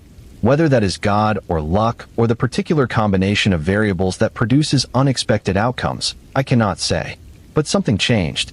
That is accurate." The journalist asked if he believed the change was permanent. The Sicario considered this very carefully. He looked at the legal pad. He looked at the marker. He looked at the journalist. "I still think the way I was trained to think," he said. "When I walk into a room, I still assess the exits. I still clock the people and their positions and their likely behaviors. I still read the environment the way someone reads a text, looking for variables, looking for threats, looking for advantages. That does not change. That is built into me now as deeply as language, as breathing. You do not unlearn 20 years. He paused. "But the purpose to which I direct that thinking, that has changed. Or I believe it has changed.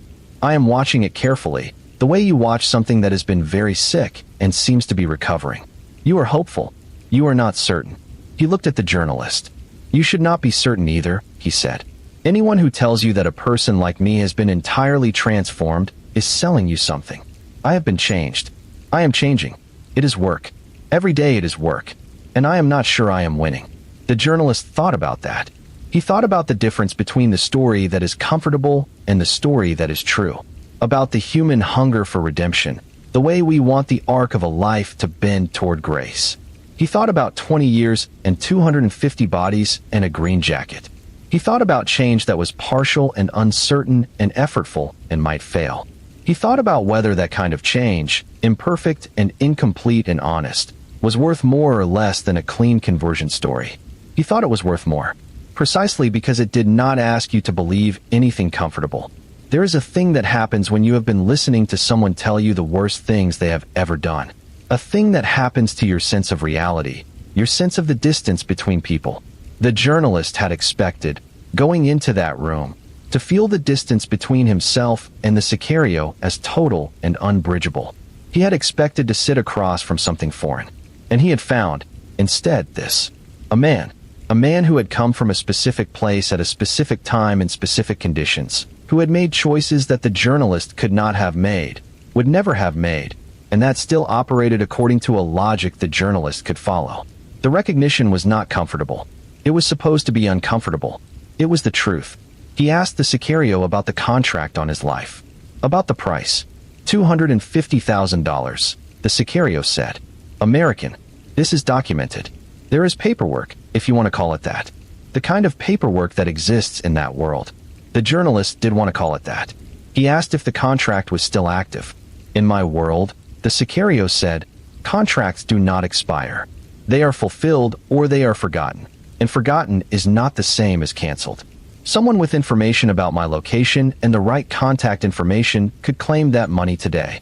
Whether the money is still fully there, whether the organization is still in a position to honor it, those are operational questions I do not have current intelligence on. He looked at the journalist steadily. You should know that when you walk out of this room, you carry that information. The information about the contract? The journalist asked. The information about this conversation? The Sicario said. The information that you know where I was on this afternoon. The information that you have my voice on a recording. He looked at the journalist without expression. I am not threatening you. I am informing you. There is a difference. You should be aware of what you are carrying when you leave. The journalist was aware. He had been aware all afternoon. He had made the choice to be here knowing exactly what it might cost him. Not in the abstract way that journalists sometimes romanticize the risks of their profession, but in the specific, body-level way that the desert heat and the closed curtains and the man across from him had made entirely concrete. He nodded once to show he understood. You are not afraid, the Sicario said. It was not a compliment. It was an observation. I am afraid, the journalist said. But you stayed, the Sicario said. I stayed, the journalist said. The Sicario looked at him for a long moment. Something passed across his face that the journalist could not identify and would think about for a long time afterward. Something that might have been, in a different man in different circumstances, respect. That is interesting, the Sicario said. And then he went on. He talked about the period after his release. The period of living as a fugitive, not in the dramatic sense of a person running continuously, but in the more mundane and exhausting sense of a person who cannot establish roots, cannot maintain relationships, cannot allow the ordinary patterns of daily life to solidify into something that could be tracked and mapped by someone looking for him. He moved. He changed. He reduced his footprint in the world to the smallest possible surface area. He stopped being someone who could be found in the obvious ways. I had help, he said. He did not say from where. He said that during this period he read. He had always been able to read, had been educated well enough to be a capable reader, but he had never before had the time or the stillness to read in the sustained way he now discovered he was capable of. He read histories. He read theology. He read, somewhat unexpectedly, poetry.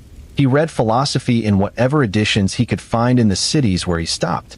He was trying, he said, to build a framework, a structure that could hold what he had done, not to make it acceptable, not to justify it, but to place it within a larger understanding of what human beings are capable of, so that it did not remain a thing that simply floated in his consciousness without context, formless and therefore impossible to approach. I read about wars, he said, about armies and what soldiers become, about the experiments that psychologists have done to understand how ordinary people become capable of extraordinary violence.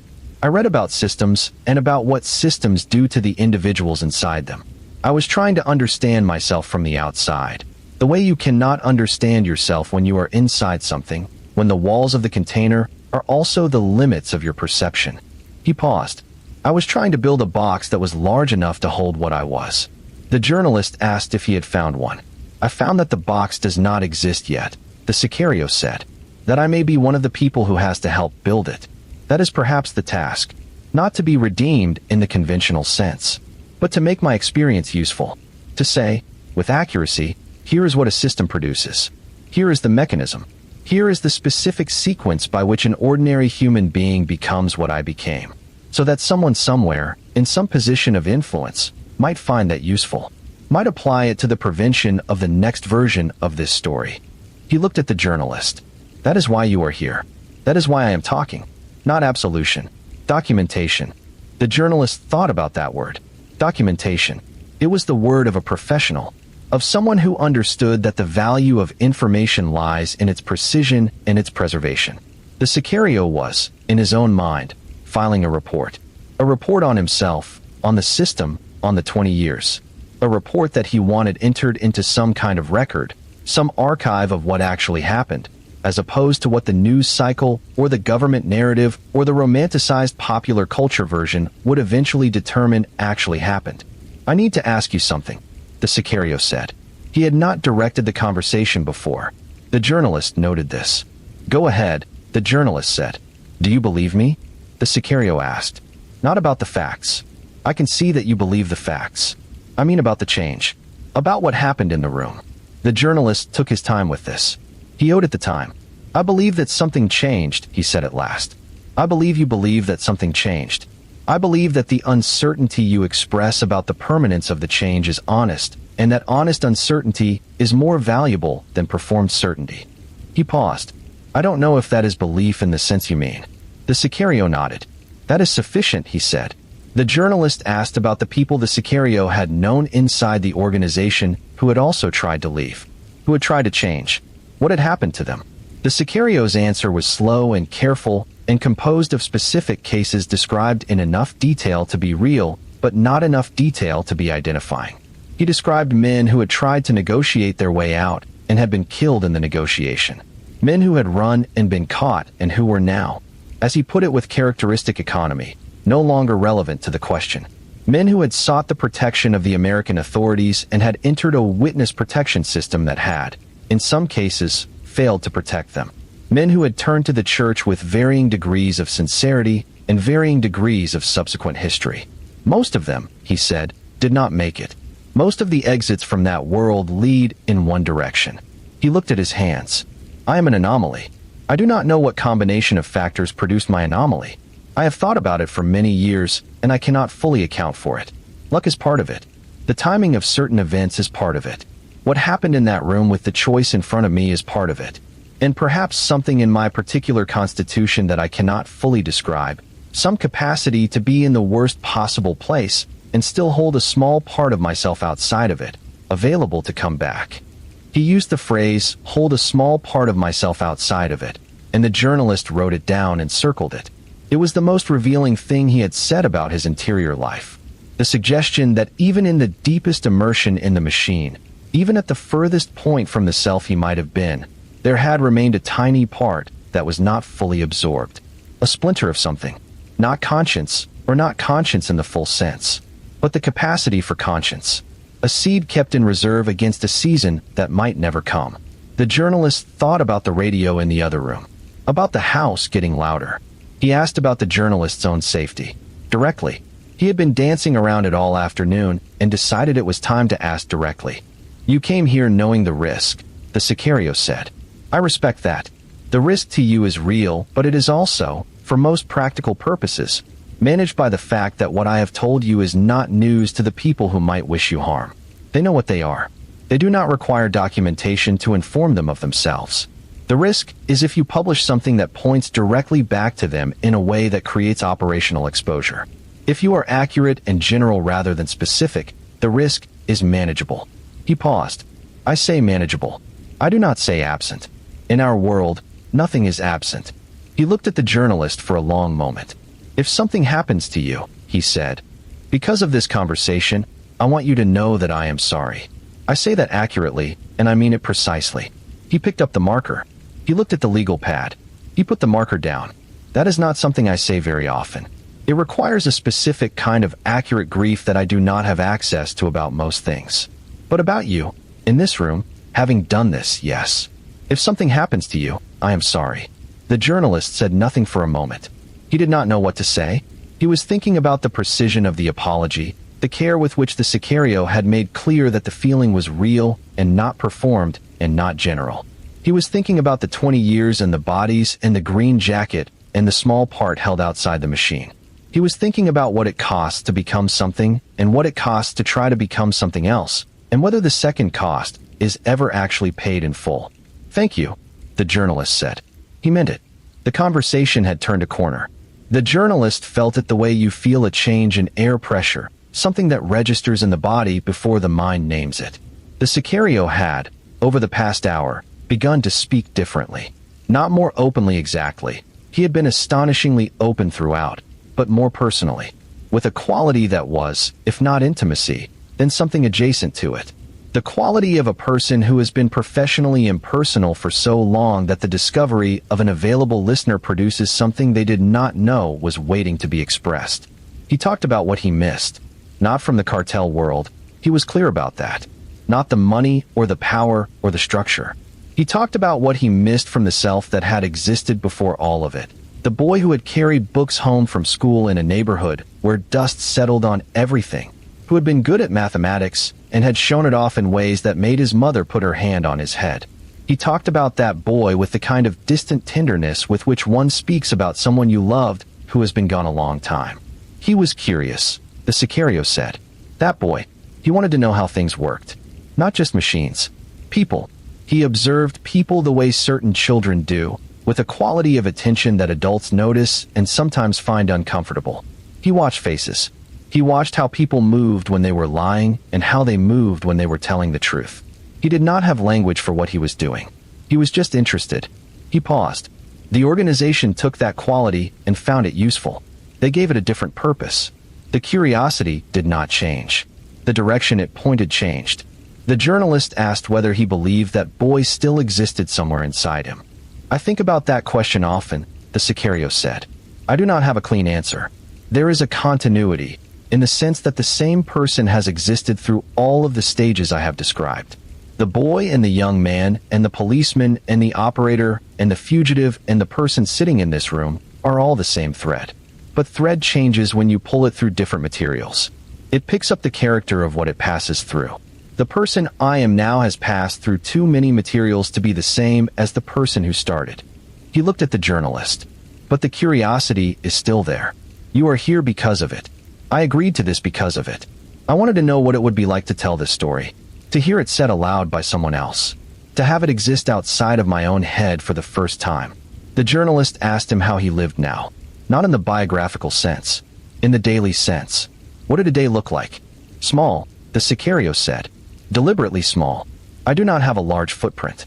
I do not have relationships of consequence. I do not have a home in the sense of a place I am attached to. I move when I need to move. I work when I need to work, small things, nothing that creates visibility. He paused. I pray, not in a building. I do not go to buildings. But I pray in the way that one talks to something larger than oneself, without expecting a conversation, just as an acknowledgement that the conversation is possible.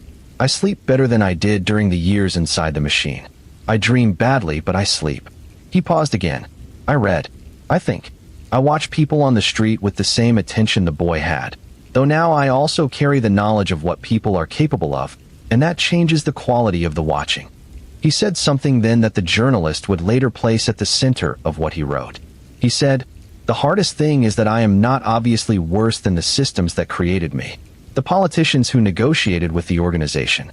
The American officials who looked away at the right moments. The business owners who paid protection without asking who they were paying. The journalists who knew the story and did not write it because they had children and a mortgage and a reasonable fear of dying. All of those people made their calculations the same way I made mine. Mine had a more direct relationship to blood. Theirs was more abstract. But the calculation structure was the same. I am not saying I am the same as them. I am not. The blood is real. I carry it, and it is real. He looked at the journalist carefully. But the idea that I am an anomaly, that what I did requires a special category of evil that does not touch the ordinary world, That comfortable idea should be resisted. I am a product of the ordinary world.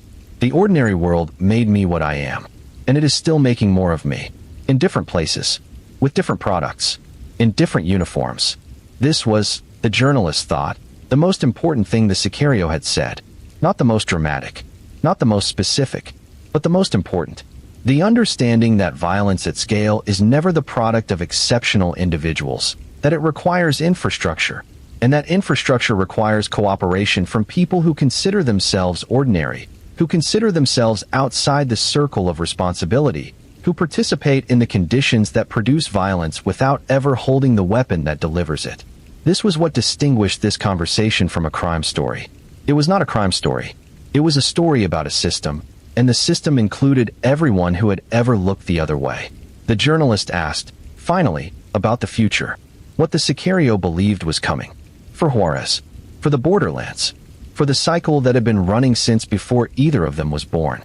The cycle does not end, the Sicario said. That is the honest answer. As long as there is a demand in the north and a supply in the south and a border in between, as long as the differential between what can be earned inside the law and what can be earned outside it remains so large that the calculation is not difficult, as long as the institutions of the state are accessible for purchase and the price is not prohibitive, the cycle does not end. The organizations change. The names change. The faces change. The specific violence changes, it gets worse, then it calms, then it gets worse again.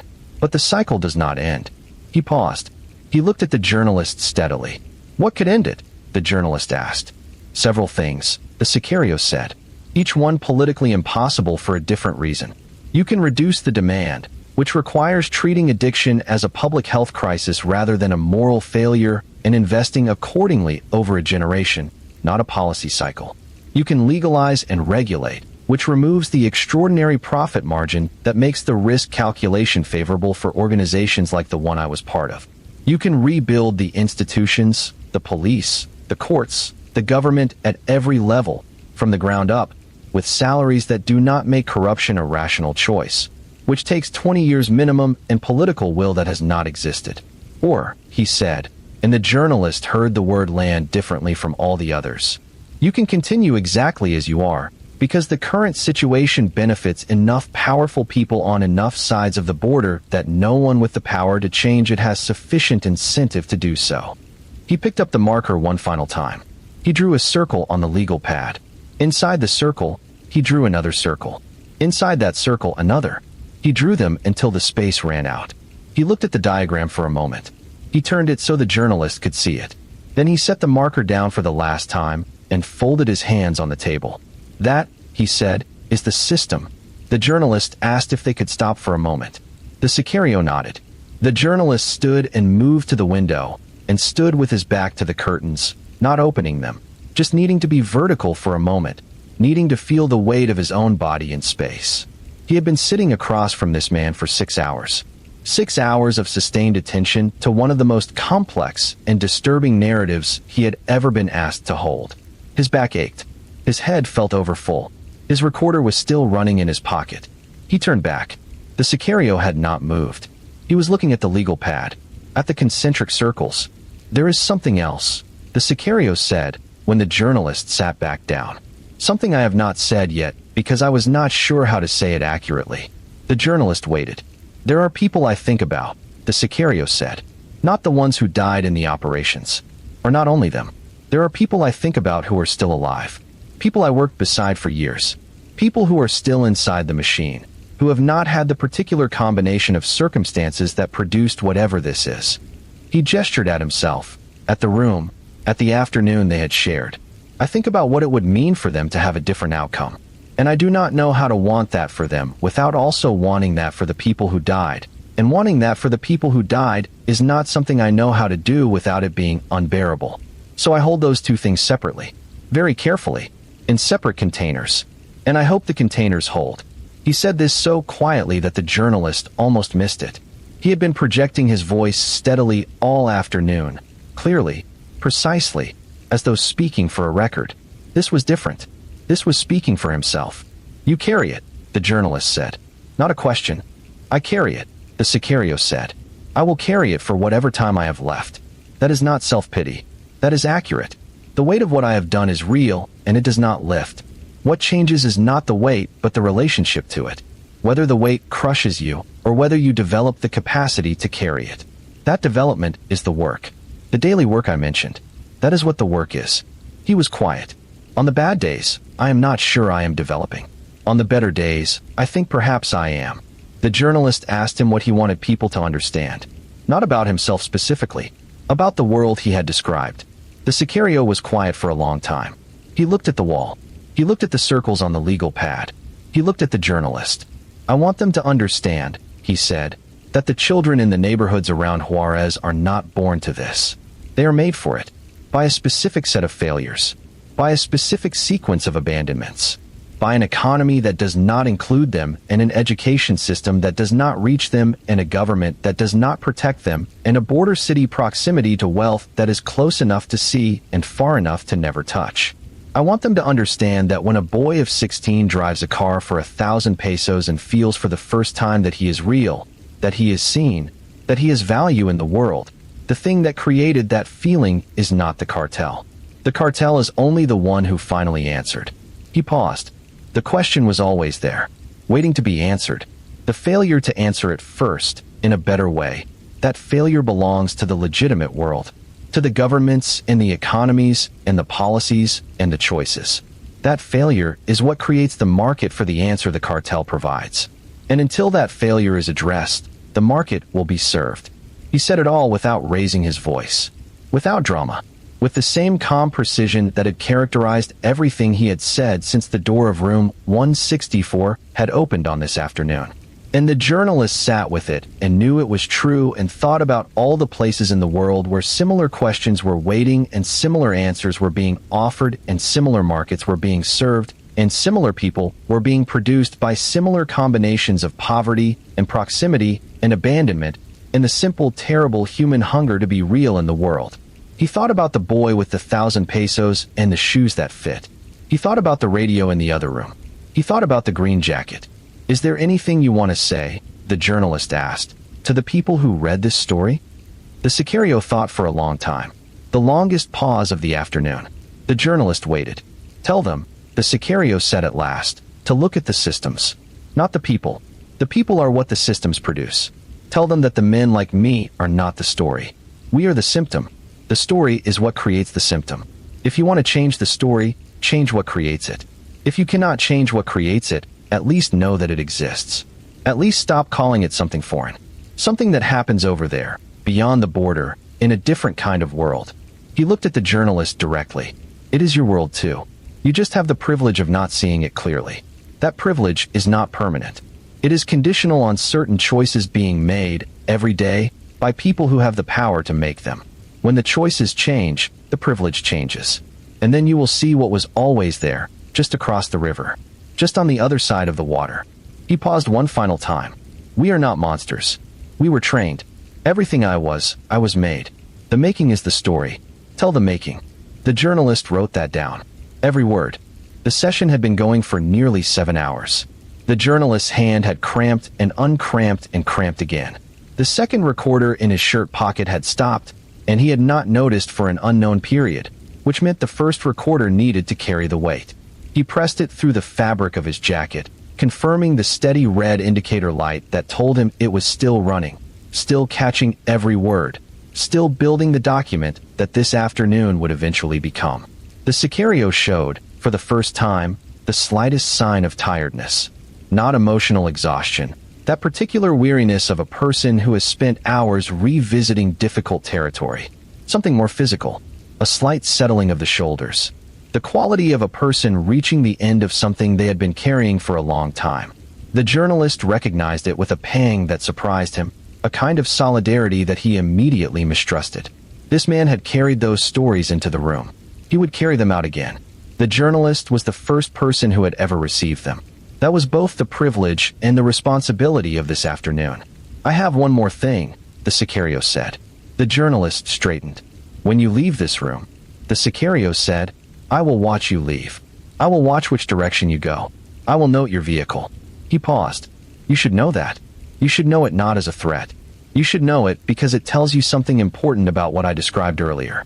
About the training that does not leave. He looked at the journalist without apology. I cannot be in a room with someone and not catalog the information available about that person. It is not a choice. It is what I am. When you walk out of here, I will know your license plate. I will remember your face in a way that most people do not remember faces, in the way that my training built into me. I will know these things the way I know how to speak. Automatically, without deciding to. He paused. I tell you this because honesty is the only thing I have left that has value. The honesty of telling you that the wolf does not entirely leave the skin even when the wolf has decided it no longer wants to be a wolf. The wolf is still there. I am watching it. I am working on it. But I will not pretend it is gone, because pretending it is gone would be the most dangerous thing I could do, for myself and for the people around me. He looked at the journalist steadily. I have not pretended anything to you this afternoon. I am not starting now. The journalist sat with that. He thought about it very carefully, the way you think about something that has two sides, and you want to see both sides before you respond. I believe you, the journalist said.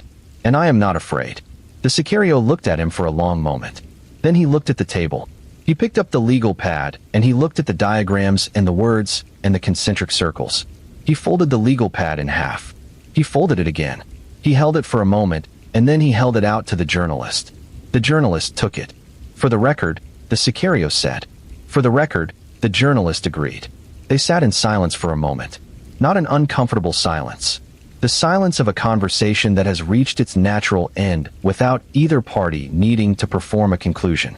The silence of something that has been said as completely as it can be said and is now settling into the air of the room, finding its place, becoming real in the way things become real when they are spoken aloud and received. The journalist asked one last question. He had been holding it since early in the conversation.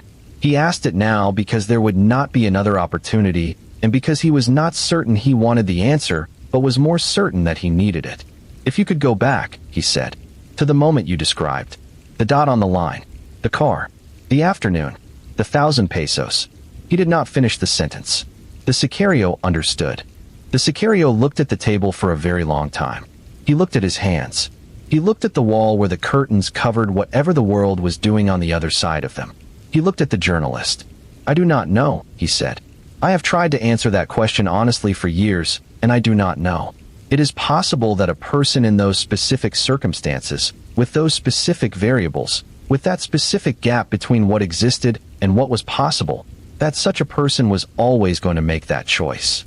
That the variables were sufficient to produce the outcome in almost any version of events I can imagine. He paused. But sometimes, in the quiet, I think about what would have happened if someone had been there. Not to stop the choice. The choice was already made before the choice was made. But to see the boy who was making it. To see him fully. To recognize what he was. To say, I see you, and you are worth something. And the world that is about to offer you 1,000 pesos is not the only world. And the world I am going to show you is better, and I am going to stand beside you while you find your way into it. He was very quiet.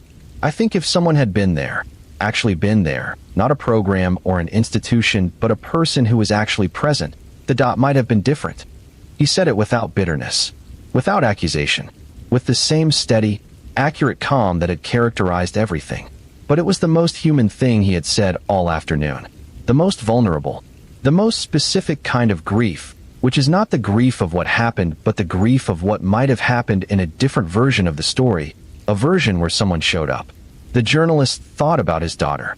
He thought about all the children in all the border cities and all the cities that are not border cities where the same variables assemble themselves in slightly different configurations and produce slightly different versions of the same story. He thought about showing up, about what that actually means, about the ordinary human presence of a person who sees another person and does not look away. He did not say any of this. He sat with it in the room, with the Sicario, in the silence that had settled. After a while, the Sicario stood. He moved to the window. He adjusted the curtain slightly, checking something outside that the journalist could not see.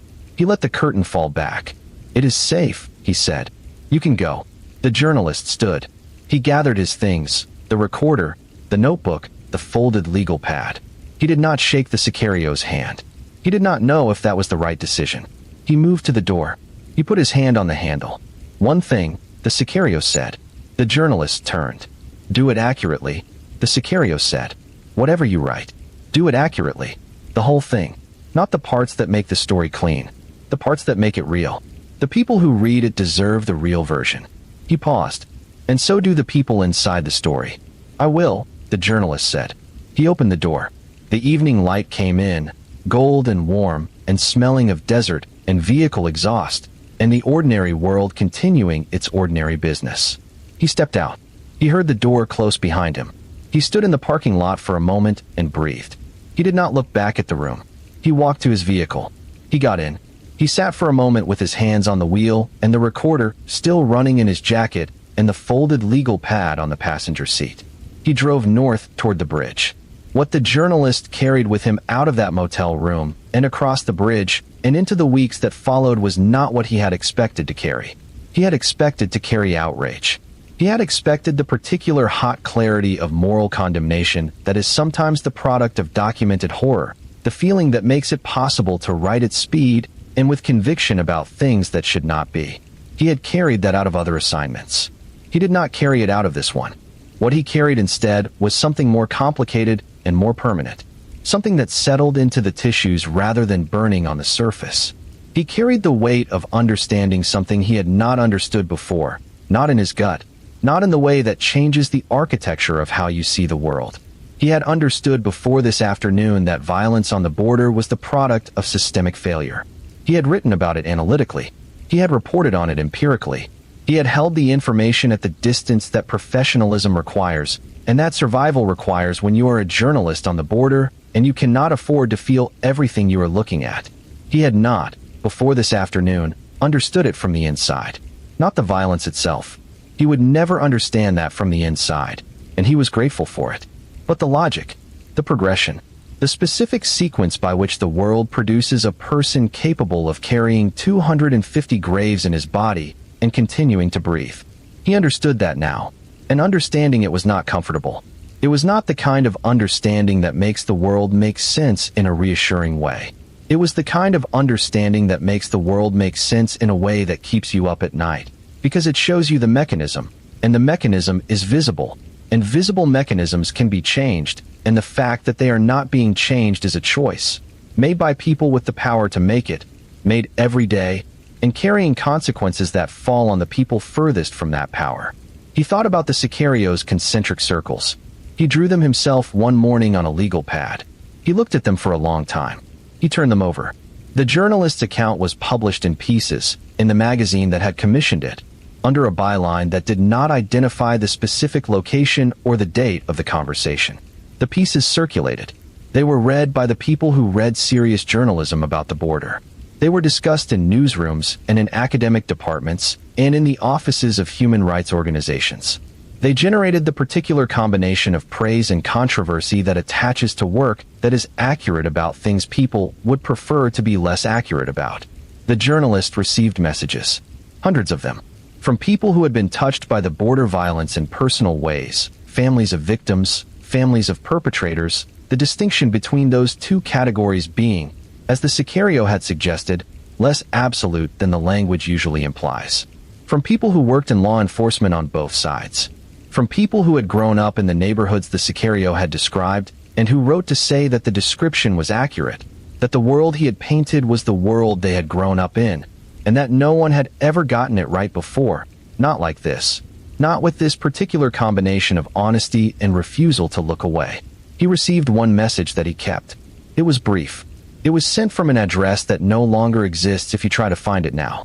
It said, "Accurate. Thank you." He knew who had sent it. In the months after the publication, the journalist continued to think about the things the Sicario had said, about training, about systems, about the production of violence through the conditions that make violence rational. He thought about the specific texture of the world the Sicario had described, the world of Juarez at the height of the war years, but also the principles that organized that world, the principles that were not unique to Juarez, that operated wherever the gap between what people are promised and what they are given is large enough to be a door. He thought about all the doors. He thought about the Sicario's question to himself, "Do you believe I have changed?" He thought about his own answer, "I believe that something changed." I believe you believe that something changed. I believe that honest uncertainty is more valuable than performed certainty. He still believed that. He thought about the green jacket. He thought about the radio in the other room. He thought about the dot on the line. The afternoon. The 1,000 pesos. The boy who drove the car because someone had finally seen him and offered him something. Even if what they were offering was the beginning of the end of everything he might otherwise have been. He thought about what it means to show up. To be present for a person at the moment before the moment. To say, I see you, and you are worth something, and the world has more to offer you than this, and I will stand beside you while you find your way into it. He had a daughter. He thought about her every day. He wrote the story as accurately as he could. This is it. Now, before we go on, you have been with this story for a long time now, and that means something. It means you understand that the truth is not always comfortable, but that it matters anyway. If you have not subscribed yet, please do it now. Ring the bell so you never miss what comes next. Leave a comment. Tell me, has this story changed the way you think about the border? About what systems produce? I genuinely want to know. Because the conversation you have in that comment section, the one with strangers who heard the same thing you heard tonight, that is part of what makes this worth telling. What happened to Ciudad Juarez after the war years is a story that does not have a clean ending, because the stories of cities never do. Cities are not novels. They do not resolve. They continue, changed by what they have passed through, but not finished by it, carrying their history in their streets and their silences and the specific quality of their light at certain hours of the day. The peak years of the Juarez violence, the years the Sicario had lived inside so completely, ran roughly from 2008 to 2012. During that period, the city recorded more than 10,000 homicides. 10,000. In a city of roughly 1.5 million people. The mathematics of that are not abstract. They are personal. They are the empty chairs at dinner tables. The school desks that stayed empty. The businesses that closed not because of economic failure, but because the owner did not come to work one morning and did not come the next morning either, and the morning after that was the morning the family understood that mornings were finished. By 2013, the intensity of the violence had decreased. Not ended. Decreased. The Sinaloa cartel had, by a combination of force and negotiation and the particular organizational competence that had made it the dominant trafficking organization in Mexico, consolidated its position in the Juarez corridor. The Juarez cartel, diminished and fragmented, had retreated into a smaller operational footprint. The body count dropped, not to zero, to something that could be described, by the grim standards of the border, as manageable. The city tried to come back. Cities always try. There were initiatives, international and local, investments in public space, in lighting, in community programs. There were journalists and researchers and aid workers and clergy who gave years of their lives to the work of trying to rebuild a social fabric that had been shredded by years of industrialized violence. Some of what they did made a difference. Some of it was absorbed by the continuing reality of poverty and political dysfunction without visible trace. The gap between Juarez and El Paso, the gap between the two cities that share a geography and a sky and nothing else, did not close. It never closed. It is still there. It will be there tomorrow morning when the sun comes up over the Franklin Mountains and falls on both sides of the river. The Sicario, as of the time the journalist last had contact with him, was alive. He did not confirm this directly. The journalist had not heard from him in the way you hear from people you know. He had received, at intervals, the small signals that a person capable of absolute operational invisibility deploys when they want to be found just enough to confirm their continued existence. A message from an address that could not be traced back. A detail in a phone call that served no purpose except to say, I am still here. The journalist received these signals and was relieved by them, and was aware that his relief complicated some things about how he understood the story he had told. He had told the story of a man who had done terrible things. He had told it accurately. He had told it in a way that did not reduce the terrible things to a backdrop for a redemption arc that may or may not have been real. He had told it in a way that kept the victims present, that did not allow the fluency and the intelligence and the philosophical depth of the perpetrator to crowd out the fact of what the perpetrator had done. He had tried, in every version of every piece he wrote, to hold both of those truths simultaneously without letting either one obliterate the other. Whether he succeeded is a question that does not have a final answer. These things are not settled by a piece of writing. They are settled, if they are settled at all, by what the piece of writing does in the world, by the conversations it starts, by the thinking it provokes, by whether any person in any position to change any of the variables the Sicario had identified was, even slightly, moved toward different decisions by reading it. The journalist did not know if that had happened. He still does not know. He wrote it anyway. Some stories have to be told even without the certainty that they will change anything. Sometimes the telling itself is what is owed to the people inside the story. He thought, in the months after publication, about what it means to understand something you cannot fix. This is not a comfortable position. Human beings are more comfortable with problems that admit solutions, with stories that arc toward resolution, with the sense that understanding leads to change, leads to a world that is better than the one you started in. The story of the Sicario, and the story of Juarez, and the story of the border, and the story of what systems do to human beings does not offer that comfort. It offers understanding. Just that. The understanding is real. The change it requires is enormous. And the people with the power to make it have, so far, made different choices. That is where we are. This is the world. There is a river. On one side, the wealth that creates the demand. On the other side, the poverty that creates the supply. In the middle, the border that is a political feature.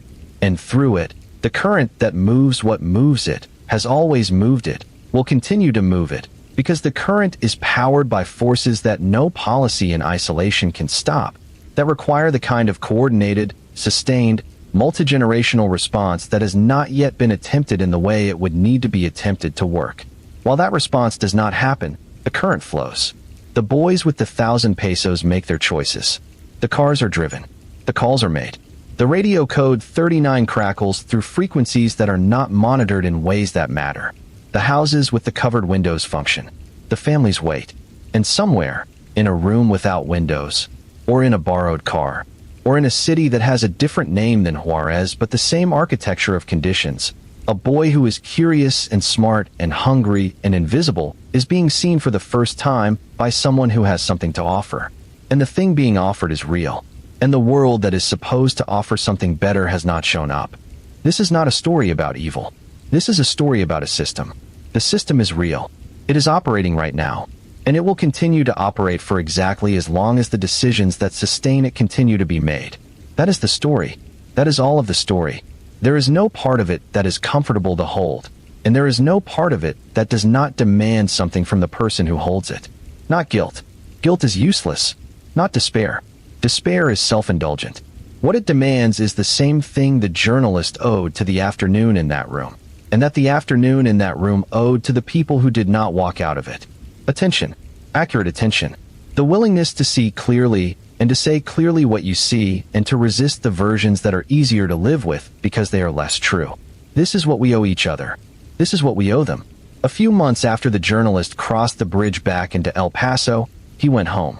He went home to the specific, ordinary life that the Sicario had, in his indirect way, described as a kind of gift, the life of someone for whom safety is not a performance, but a baseline, for whom the ordinary morning has not been colonized by violence, for whom there is a daughter and a dinner table and a day that can be lived without a continuous calculation of threat.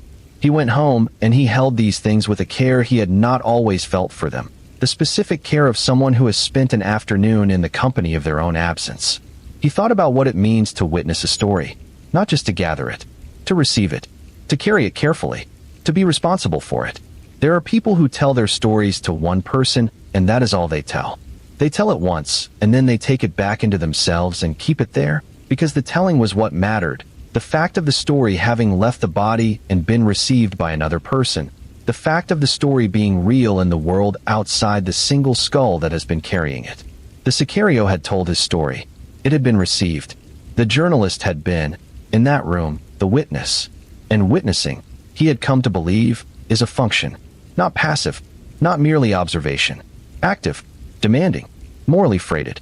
To witness a thing is to be responsible for it in some way, to carry it forward with accuracy, to refuse the versions of it that are more convenient. He thought about all the stories that are told and not received.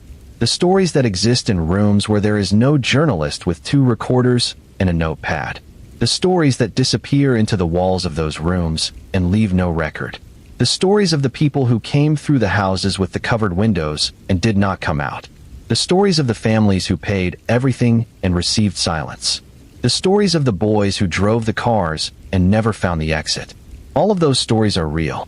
All of those stories matter. Most of them will never be told to anyone. There is a weight to that. The journalist carries it. He does not think this makes him special. He thinks it makes him accountable. There is a difference. He would write, in the end, more than he expected to write. More than any single piece could hold. The conversations with the Sicario became a book, eventually, rendered as accurately as the constraints of the world and the safety of the people inside the story allowed. The book was read. It was reviewed. It was put on shelves and taken off shelves and discussed in places where discussions of this kind happen.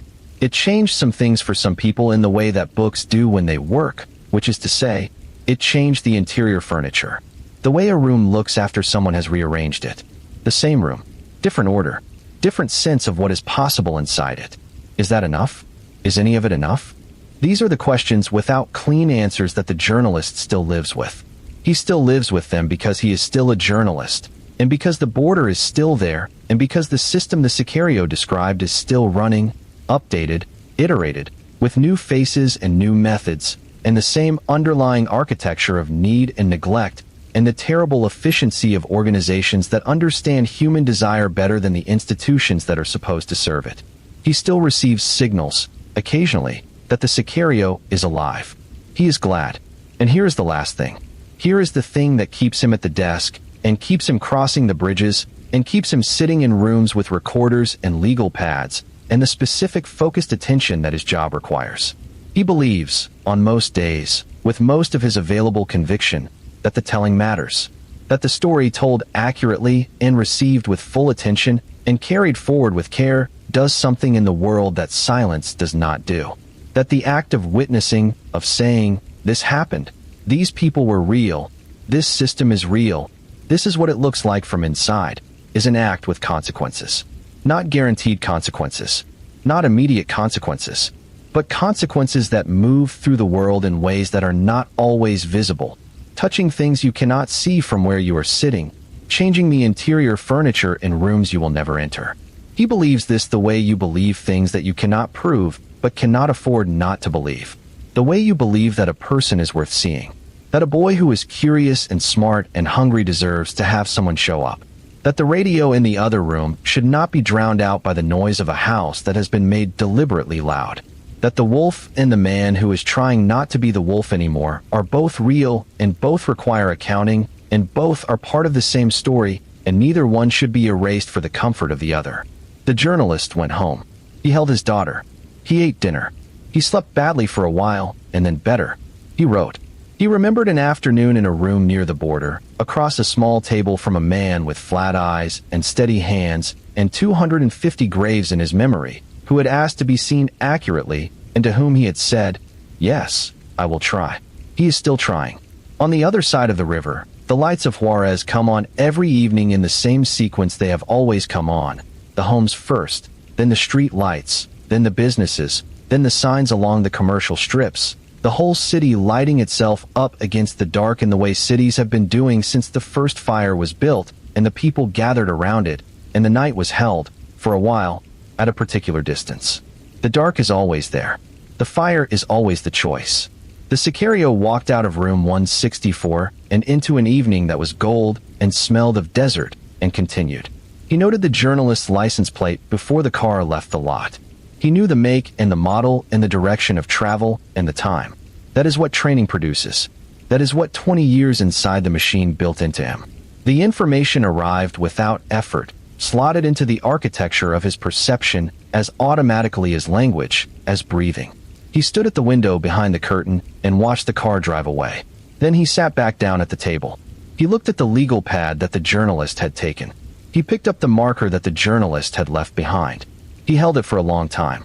He did not draw anything. He set it down very carefully, precisely, parallel to the edge of the table. He turned off the light.